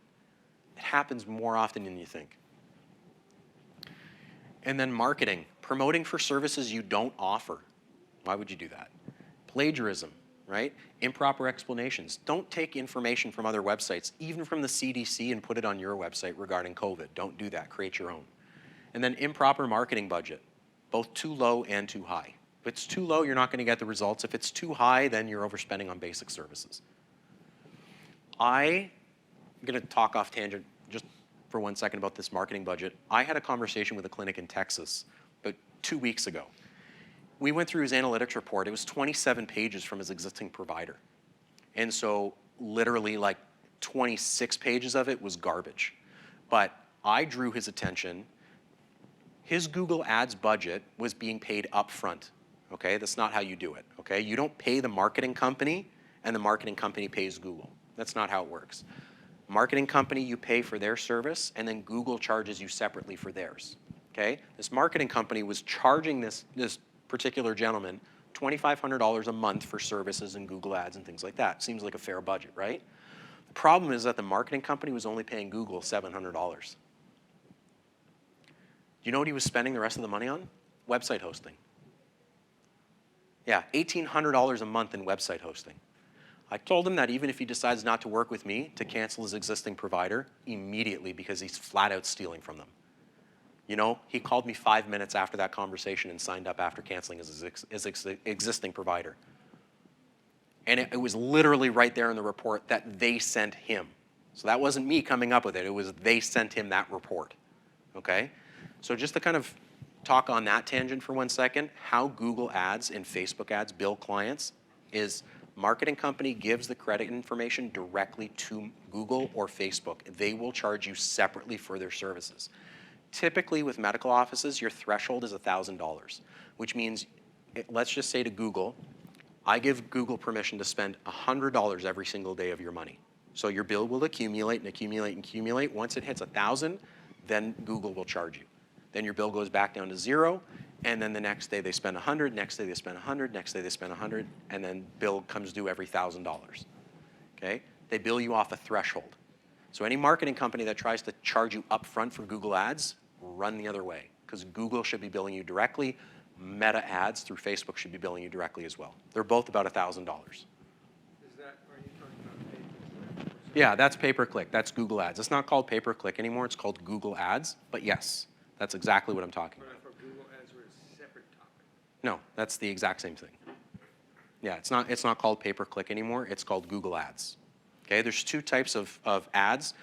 There's click ads and there's impression. Facebook is impressions. This is how many people have physically viewed it, like billboards, right? And then there are click ads, people who physically engage. So that's how Google charges. Based off clicks, Facebook charges based off impressions. Okay? Any questions on this? One question, why not, for the Groups and Association, why not continuing education courses? Oh, you can't do that. That's a rule that comes directly from the associations, not from us. Thank you, sir. You see, I go to job interviews, and even I think there you can say, let's say I can do this really well. Also, I think New York City, I'm here, it's very aggressive. Sometimes I think people want to ask too much. Yeah, even about your CV. Sometimes I feel well digging my CV, even about your professional experience, inappropriate, even maybe C courses, even. Yeah, no, just, yeah. Yeah. Yeah, do not do those. Yeah. Okay. Yeah. Next, top marketing FAQs. What should your marketing budget be? Is a big question. What do you think the percentage is based on your sales? How much you think on your gross sales, how much you think you should spend on marketing? 10%. 10? What do you guys think? 2%. 2? 20? You want to take a shot in the dark? Well, I've heard that the more you spend kind of marketing, if it's the right marketing, you're going to get much more as a result. So I cannot give you. What's your percentage? What do you think? 20. What do you think? I'm going to ask each of you. What do you think? 5? Depends on the situation. You can go 100%. Oh, you could. Absolutely you can. Imagine you're a startup. What are you spending? 100%. Right? Absolutely. If we're busy, it should become a smaller percentage. That's right. So I'm going to actually address each one of these. You're all pretty much right. You notice that was a pretty big spectrum, and I'll explain why. We interviewed 100 marketing companies over the last year and put together averages on what they charge for services. Website design usually floats between $1,000 and $5,000. That depends on if it's a template website or a custom website. Custom emails, it's usually between $10 to $100 a month. That depends on the amount of space, security features, that sort of thing. Then you've got the chatbot. This depends on if it's a live chat, like with an agent, or a chatbot, the automated system, between $50 to $300 a month. Directory listing management, that's getting you found on more directories, that's fixing the problems, that's usually between $50 to $300 a month. Then we've got Review Booster. That's the custom survey that I was explaining earlier, okay, where you can send it to patients post-appointment. It's usually between $50 to $300 a month. That will depend on if it's an automated system or a manual system, by the way. Search engine optimization, this is the dynamic version where it goes after your attributes. Static, where it goes after the procedures, is surprisingly free by most providers if they do it at all. So this is dynamic. So that's $250 to $500. That's the one where it replaces keywords every so often, right, to help draw the traffic up. Then you've got social media. So that's usually between $250 to $500. This depends on the platform you're going after and how many times you're posting. And then you've got ads. So typically, there are two types of charges for ads. You could either have someone who bills you a flat rate, or you could have someone who charges you a percentage. The flat rate systems do not work. They don't work because it's typically an automated response system that creates keywords, and you don't want that because I've seen keywords being promoted that are like DDS when it comes to ads. What patient in their right mind is going to type in DDS looking for a dentist? They're not. So most providers will charge you a percentage because it's manual work that has to be done. Keywords created, content created, times of day, ads created, that sort of thing. So 15 to 25% is what they would charge. So if your budget's $1,000 or 10 grand or 20 grand, whatever it is, they would charge 15 to 25% on top of the budget. So the $1,000 would go to Google, $200, let's say, would go to the marketing company, okay? 1 to 4% of annual sales should be put into marketing. That is if your active patients correlate to the number of operatories you have. If you have 6 operatories with 1,500 patients, you got to spend more than 4% to get those numbers up. If you have 3 operatories with 3,000 patients, you're going to be spending less than 1% in most cases. Okay? The number of active patients has to correlate to the number of operatories. Okay? So you could be at 1% or lower if you, let's just say, are a dental specialist. You get tons of business from referrals. You were booked 6 months in advance, or you're about to retire and you don't want to market anymore. Okay? You could be on 4% or higher if you just hired an associate or hygiene, right, that you need schedules to fill, or you just built out a new operatory. Now you could be at much, much higher if you just built out a new office. You built out a new office that wasn't pre-existing, you have to put everything into it. Okay? Does anybody have any questions on that? No? Okay. Now, is your marketing working? I'm going to show you some pretty cool tricks on what you can do to make sure that your marketing company is actually doing what they say they're supposed to be doing. Website design. So is your website working? Does it load properly? Is it formatted correctly? I don't know if you can see those, but there's little icons there at the top with a desktop, a tablet, a mobile phone. Gives you the ability to see what your website actually looks like on the different devices. Okay, so does it format correctly? Does it have the phone there where people can quickly call you? Next, search engine optimization. This is a very cool one. So if you want to know that what you're optimizing for, Go to your website. And now marketing companies are not going to show you this because if you're spending money on search engine optimization, they don't want you to know how this works.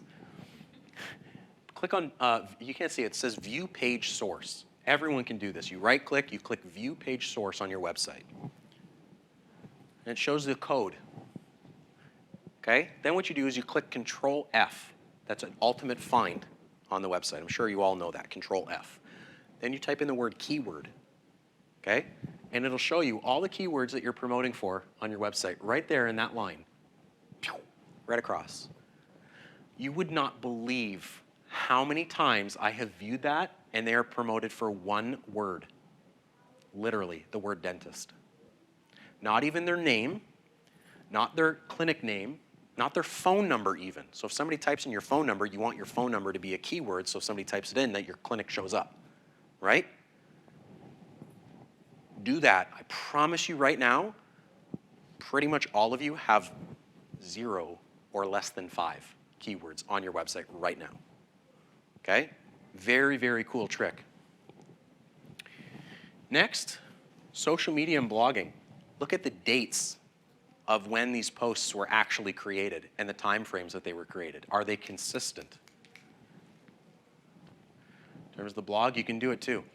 This is what a blog should look like, by the way. I've seen blogs where it's literally just a line of text, a line of text, a line of text, a line of text. Like nothing, no date, no author, nothing. So this will tell you, like most blogs should have it right there. The author, the date, the title, a short description, and a picture. Just right there. Okay? So look at that. It's got to be consistent every month or every week or every day, depending on how often you post. In terms of ad spend, this is what you should be spending. If your budget doesn't, or sorry, if your spend doesn't match what you're actually getting, look at your budget and look at what your company's actually doing. So the reason for this range, if we take a look at the average cost per patient and per lead, that depends on what you're promoting for. If it's a merge, if it's implants, if it's cosmetic, if it's Invisalign, what are you promoting for? Okay, that's why there's a range. Because again, some patients will close immediately. Other patients is going to take you a few leads to get that patient. Okay?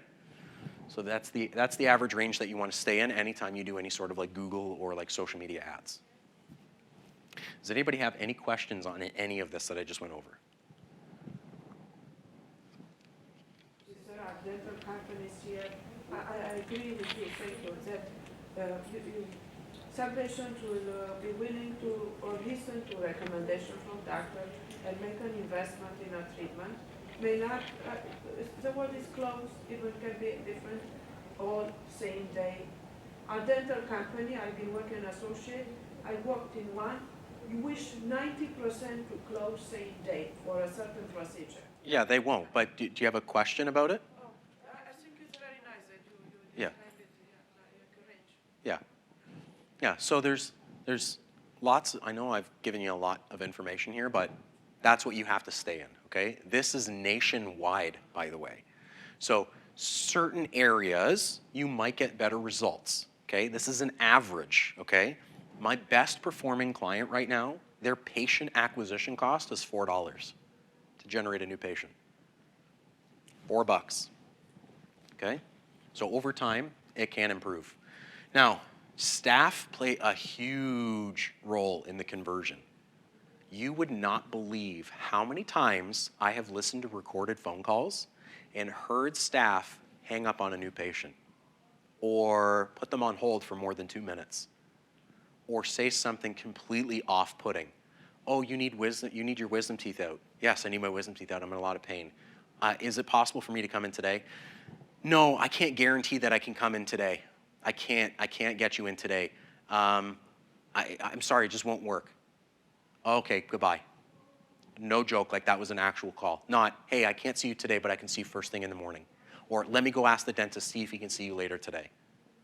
Didn't even try. Or completely didn't even pick up the phone, missed phone calls. Staff play such a big role in the conversion. Your marketing could be on point. Everything could be great. But if your staff who answer the phone don't do a good job, you're wasting money. You're wasting money.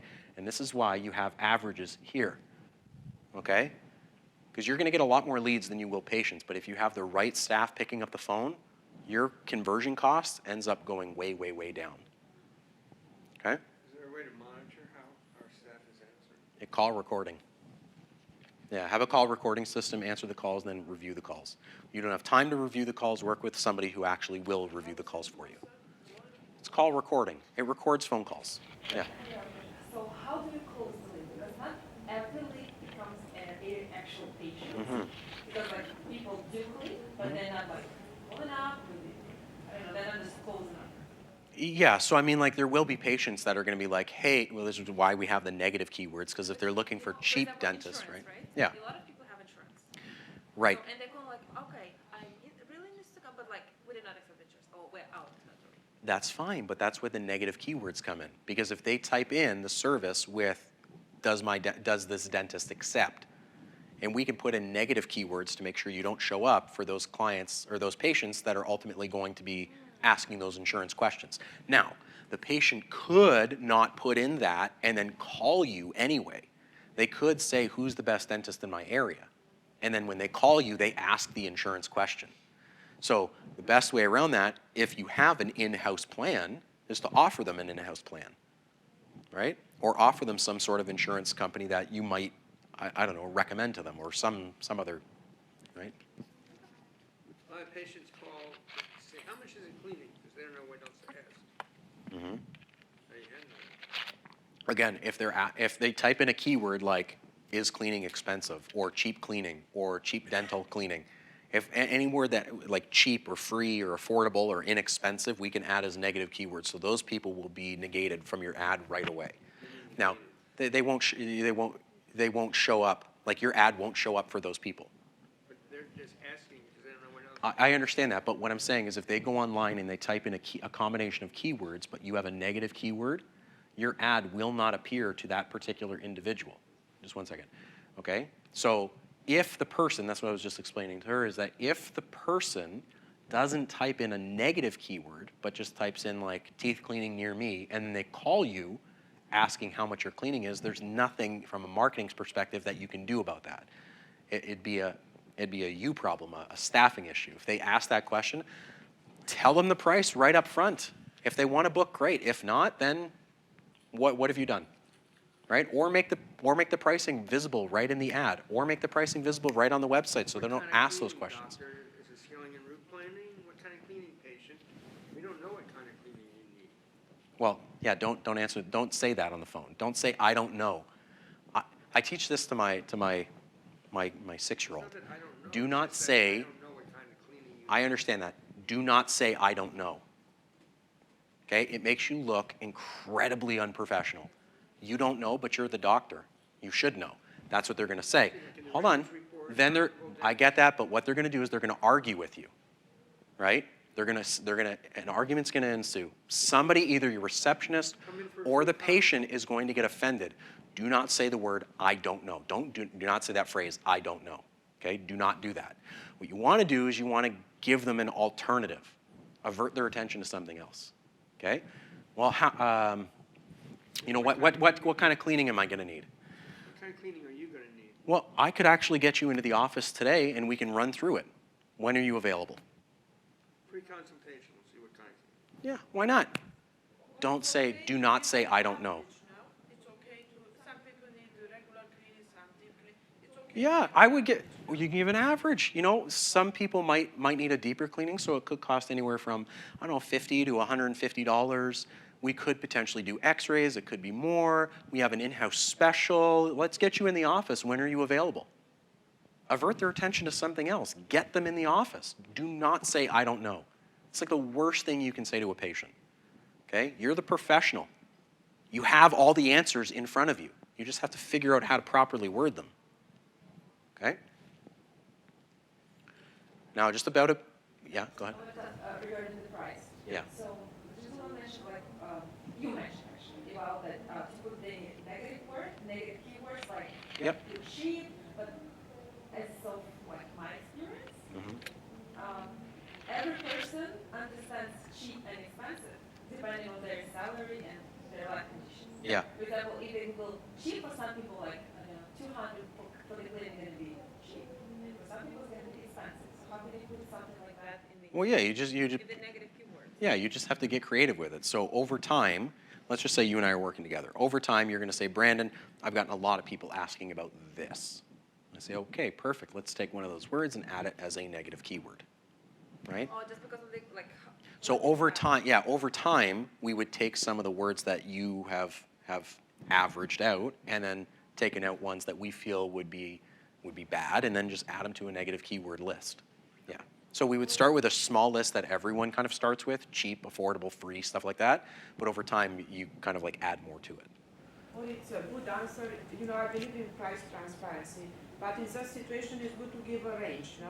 Yeah, 100%. I Yeah. think sometimes, if for some looks too expensive, for some, or is somewhere between.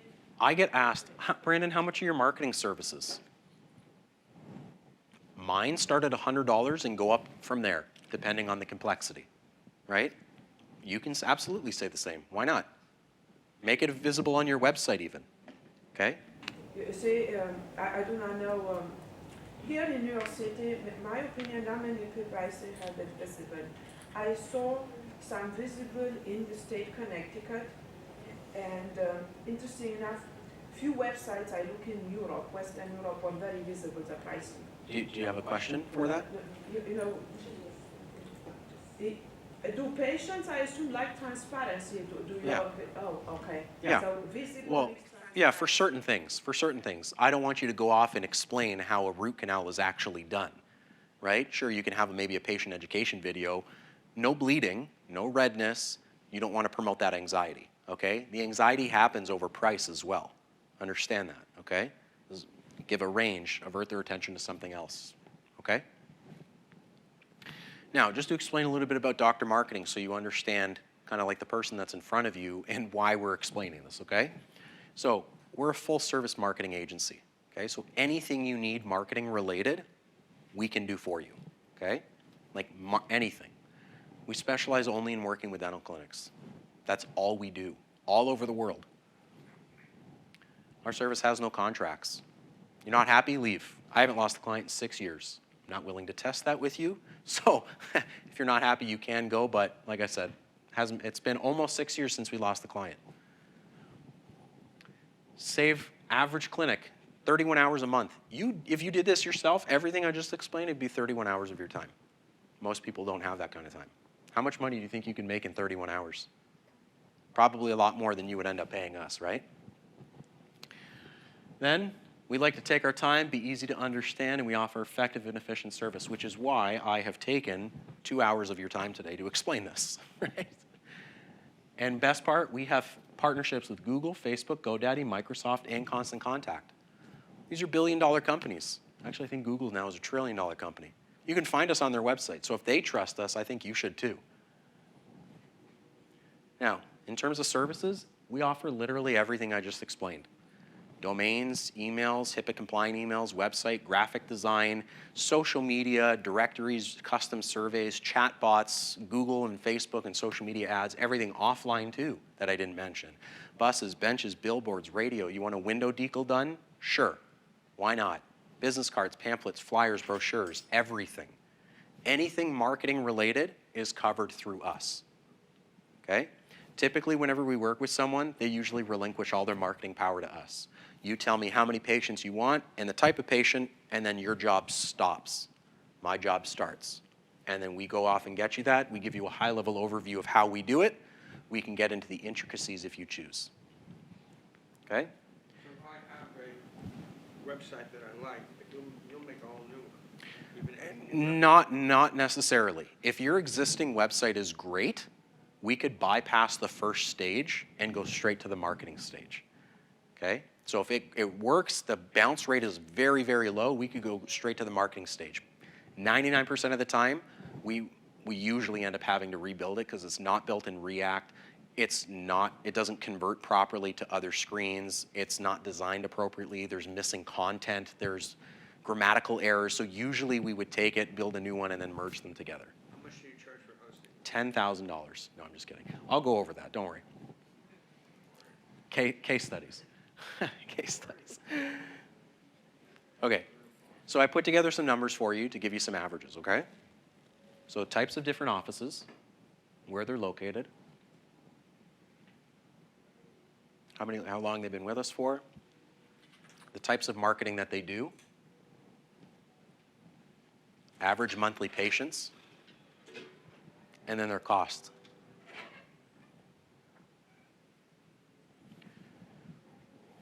Now, this all depends, because I have general dentists in Los Angeles that only do implants and are spending $20,000 a month in Google Ads. I've got an orthodontist here. They get 6 leads a month, and they spend $200 a month. Or 6 patients, sorry. 6 patients a month, they spend $200. You know why? Because they get most of their business from referrals from other clinics who don't do orthodontics. So they take the patients. They still get patients from us. Okay? If it's done correctly, you don't have to spend a ton of money to generate business. Okay? Anybody have any questions on this? So location determines the budget? Sort of. If you're in a rural area, your budget's going to be a lot smaller than an office in a metro city like New York City or Toronto or Vancouver or Los Angeles. Right? If you're in the middle of Timbuktu, it's probably not going to be as big. Okay? But the strategies are going to be different. Okay? Now, pro tip, start basic. Things like search engine optimization, Google Ads, Facebook ads, Instagram, print, email marketing, they should all take a back seat. If you don't understand your analytics, if you don't understand the geographic locations, the keywords people are typing in, the demographic information of those people that are engaging with you, don't do advertising.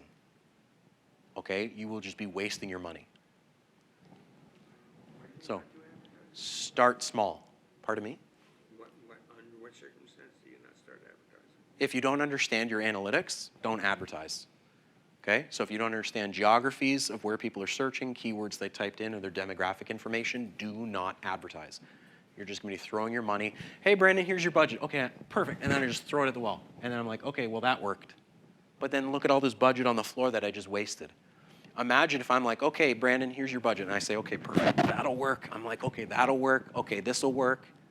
Some of it might end up coming down and falling on the floor, but at least this way, I'm doing it strategically. Okay, that's what the analytics will do. Does that make sense? I was throwing spaghetti against the wall. You see what sticks. Okay? Questions? Do patients like transparency in pricing? Yes. Yes, thank you. I feel saying that, I don't think I have somebody. Yeah. If you want a quote, I can give you a quote. Just scan the QR code, fill out the form, and I can send you some details. Okay? Does anybody have any specific questions about their office that they would like me to answer? And does your company does even website design? Yeah, everything. Everything. Yeah. Okay, that's pretty much it. So if anybody has any questions, I'll stay up here for a few more minutes. We can chat. My booth is literally like 1,400. I'm like literally right there as well. Okay?